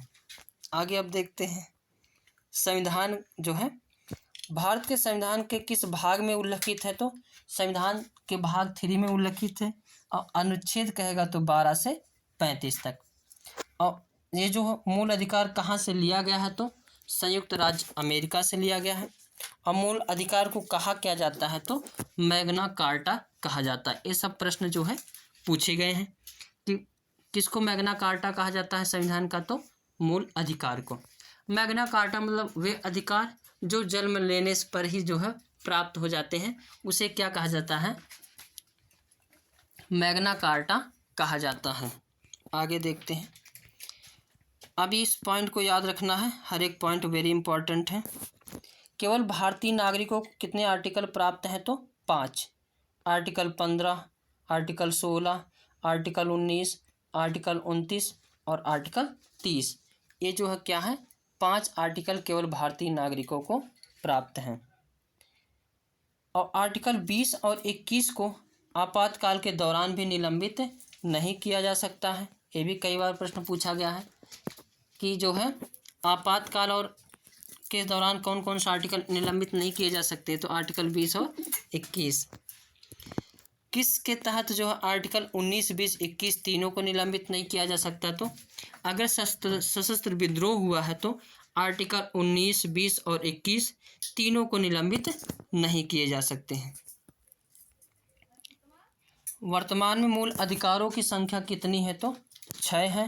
कितनी है? 6। कौन कौन सी है? और पहले कितनी थी? तो 7 थी। 7वां वाला कौन था? संपत्ति का अधिकार था, जो कि अब क्या कर दिया गया है? खत्म कर दिया गया है। किसके द्वारा? मोरारजी देसाई द्वारा 44वें संविधान संशोधन 1978 द्वारा। अब 6 मूल अधिकारों को देखते हैं। पहला मूल अधिकार कौन सा है? समानता का अधिकार 14 से 18, स्वतंत्रता का अधिकार 19 से 22 और शोषण के विरुद्ध अधिकार 23 व 24, धार्मिक स्वतंत्रता का अधिकार 25 से 28, संस्कृति तथा शिक्षा का अधिकार 29 से 32, संवैधानिक उपचारों का अधिकार अनुच्छेद 32। ये कितने प्रकार की स्वतंत्रता प्रदान की गई है इस समय? 6। कई बार प्रश्न पूछा गया है कि पहले स्वतंत्रताएं कितनी थी? 7, अब कितनी है? 6। अब एक एक आर्टिकल देखते हैं। आर्टिकल 12 में क्या दिया गया है? राज्य की परिभाषा, यानी संविधान के 2 आर्टिकल में राज्य की परिभाषा दी गई है। पहला आर्टिकल 12 में और दूसरा आर्टिकल 36 में। आर्टिकल 12 में जिस प्रकार राज्य की परिभाषा, उसी प्रकार आर्टिकल 36 में। राज्य मतलब जो भी व्यक्ति या जो कोई भी संस्था जो तुम्हारे ऊपर कानून बना सकती है, वह सभी किसके अंतर्गत आएंगे? राज्य के बारे में। क्योंकि जो मूल अधिकार मिलता है और राज्य के विरुद्ध मिलता है, इसलिए राज्य की परिभाषा जो है सबसे पहले दी गई है आर्टिकल 12 में। आर्टिकल 13 में क्या है? मूल अधिकारों से असंगत विधियां। ये 3 प्रकार की विधियां हैं। कौन कौन सी? यानी कोई भी कानून जो संविधान का उल्लंघन करेगा वो अपने आप नष्ट हो जाएगा, और जितना वो दूसरा कानून जितना यानी गड़बड़ी करेगा उतना ही केवल खत्म होगा, या कोई भी ऐसा कानून जो मूल अधिकारों का हनन करता हो वह स्वतः ही क्या हो जाएगा? समाप्त हो जाएगा। आर्टिकल 14 में क्या है? समता का अधिकार है, यानी सभी के प्रति क्या है? समता है। आर्टिकल 15 में धर्म, मूल, वंश, जाति, लिंग तथा जन्म स्थान के आधार पर विभेद को क्या किया गया है? निषेध किया गया। यानी किसी को आप धर्म के आधार पर, मूल, वंश के आधार पर, जाति, लिंग या जन्म स्थान के आधार पर विभेद नहीं कर सकते हो। आर्टिकल 16 में क्या है? लोक नियोजन से सबके विषय में अवसर की समता, यानी सरकारी यानी कोई भी जो है संस्था हो, सभी में क्या है? लोक नियोजन के लिए सभी के लिए समानता, यानी किसी में भी भेदभाव नहीं है। आर्टिकल 17 में क्या है? अस्पृश्यता का अंत। अगर पूछेगा किसका कोई अपवाद नहीं है तो आर्टिकल 17 में। आर्टिकल 18 में क्या है? उपाधियों का अंत। तो उपाधियों का अंत किस आर्टिकल में किया गया है? आर्टिकल 18 में। आर्टिकल 19 में क्या है? वाक स्वतंत्रता का संरक्षण, यानी जो है बोलने की स्वतंत्रता किसमें है? तो वाक स्वतंत्रता आर्टिकल 19 में। इसी के तहत जो है न्यूज़ चैनलों को जो बोलने की सूचना जो है अधिकार मिलते हैं। आर्टिकल 20 क्या है? अपराधों की दोष सिद्धि से संरक्षण, यानी आप किसी को जबरदस्ती जो है दोषी नहीं बना सकते हैं। अब बहुत कहानी मिलती है कि पुलिस मार मार के जो क्या करते हैं, दोषी ठहरवा देते हैं, लेकिन वहाँ कबूल कर लिया करो, कोई दिक्कत नहीं। जब आप कोर्ट में पेश होंगे तो वहाँ पे बता देना ये पुलिस मुझे मार के जो है ज़बरदस्ती करवाया था, तो पुलिस के आगे जो भी सुनवाई होती है उसका कोई महत्व नहीं होता है। आर्टिकल 21 क्या है? प्राण एवं दैहिक स्वतंत्रता का संरक्षण। इसको रबड़ अनुच्छेद भी कहा जाता है, क्योंकि इसको चाहे जितना भी बढ़ाते चले जाओ बढ़ता चला जाता है। आर्टिकल 22 क्या है? गिरफ्तारियों से संरक्षण है, यानी किसी को भी आप जो है गिरफ्तार करने से संरक्षण प्रदान किया गया कि किसी भी व्यक्ति को आप 24 घंटा से अधिक जो है जेल के अंदर नहीं रख सकते, हालांकि रास्ते में चल रहे हो तो उसका जोड़ा नहीं जाता है। आर्टिकल 23 क्या है में क्या है? मानव दुर्व्यापार से संबंधित है, यानी किसी को आप जो है बेच नहीं सकते हो। आर्टिकल 24 में क्या है? बलात् श्रम पर जो है प्रतिबंध है, यानी किसी से आप जबरदस्ती काम नहीं करवा सकते हैं। ये सब पाबंदी किस में है? आर्टिकल 24 के तहत। यानी अगर आप करवा रहे हैं तो पैसा आपको ज़रूर देना पड़ेगा। अगर आप रिश्तेदारी में गए हैं या कहीं भी गए हैं, अगर आपसे वो काम करवा लिए और पैसा नहीं दे रहे हैं तो पुलिस केस कर देना, और उसके बाद क्या होगा? उनकी पिटाई उटाई शुरू हो जाएगी। तो 21 आर्टिकल में आर्टिकल 24 में है। 25 में क्या? अंतःकरण की स्वतंत्रता, यानी हम किसी को भी अपना मान सकते हैं, किसी को दिल दिमाग जहाँ मन करे वहाँ बसा सकते हैं। आर्टिकल 26 में क्या है? धार्मिक कार्यों के प्रबंधन से स्वतंत्रता, यानी मेरी मर्जी, मैं किसी की भगवान की पूजा करूं या ना करूं, ये मेरी मर्जी। आर्टिकल 27 में क्या है? धार्मिक करों की अदायगी से छुट्टी, यानी जैसे नहीं अगर कोई भी पूजा स्टार्ट होता है तो कर लेने वाले सब लोग पहुंच जाते हैं कि चंदा दे दो चंदा, यानी चंदा के से छुट्टी कौन सा आर्टिकल देता है? 27, ये कहता कि जो हम मर्जी से जितना चंदा देना हो दे दो, अगर नहीं दोगे तब भी कोई दिक्कत नहीं है, ज़बरदस्ती कोई नहीं ले सकता। तो धार्मिक करों की अदायगी से छूट किस आर्टिकल के तहत? 27 से। आर्टिकल 28 में क्या है? राजकीय शिक्षण संस्थानों में धार्मिक शिक्षा पर प्रतिबंध, यानी कोई भी सरकारी स्कूल या कॉलेज हो उसमें जो है धार्मिक शिक्षा नहीं दी जा सकती है। आर्टिकल 29 में अल्पसंख्यक वर्गों के हितों का संरक्षण, यानी आर्टिकल 29 में अल्पसंख्यक जो है अपने हितों जो है अपने वर्ग का संरक्षण के लिए कुछ भी प्रावधान कर सकते हैं। आर्टिकल 30 क्या है? शिक्षण संस्थानों की स्थापना व प्रशासन का अधिकार। अल्पसंख्यक से जो है कितने आर्टिकल संबंधित हैं? 2। कितने हैं? 2। और कौन कौन सा? 29 और 30। 30 में क्या कि अल्पसंख्यक जो अपने शिक्षण संस्थान की स्थापना कर सकते हैं। आर्टिकल 31 तो 44वें संविधान संशोधन द्वारा खत्म कर दिया गया, जो कि संपत्ति के अधिकार से संबंधित था, और इसको आर्टिकल 300A में करके जो है इसको कानूनी अधिकार बना दिया गया। आर्टिकल 32 में क्या है?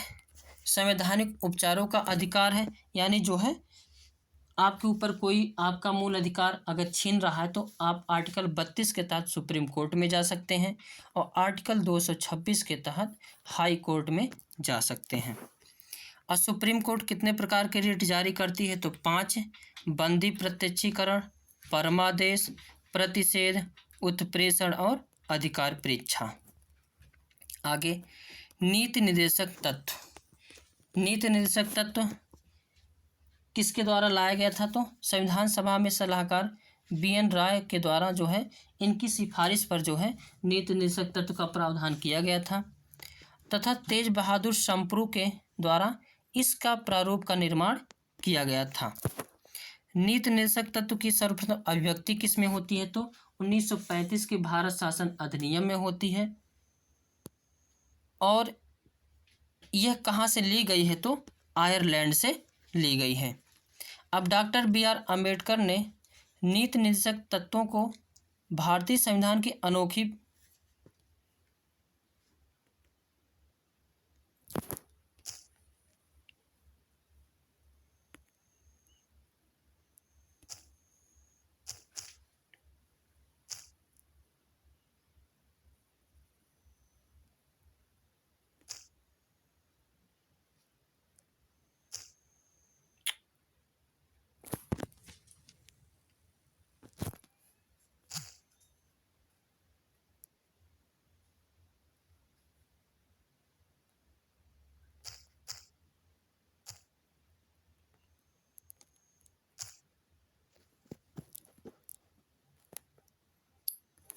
सर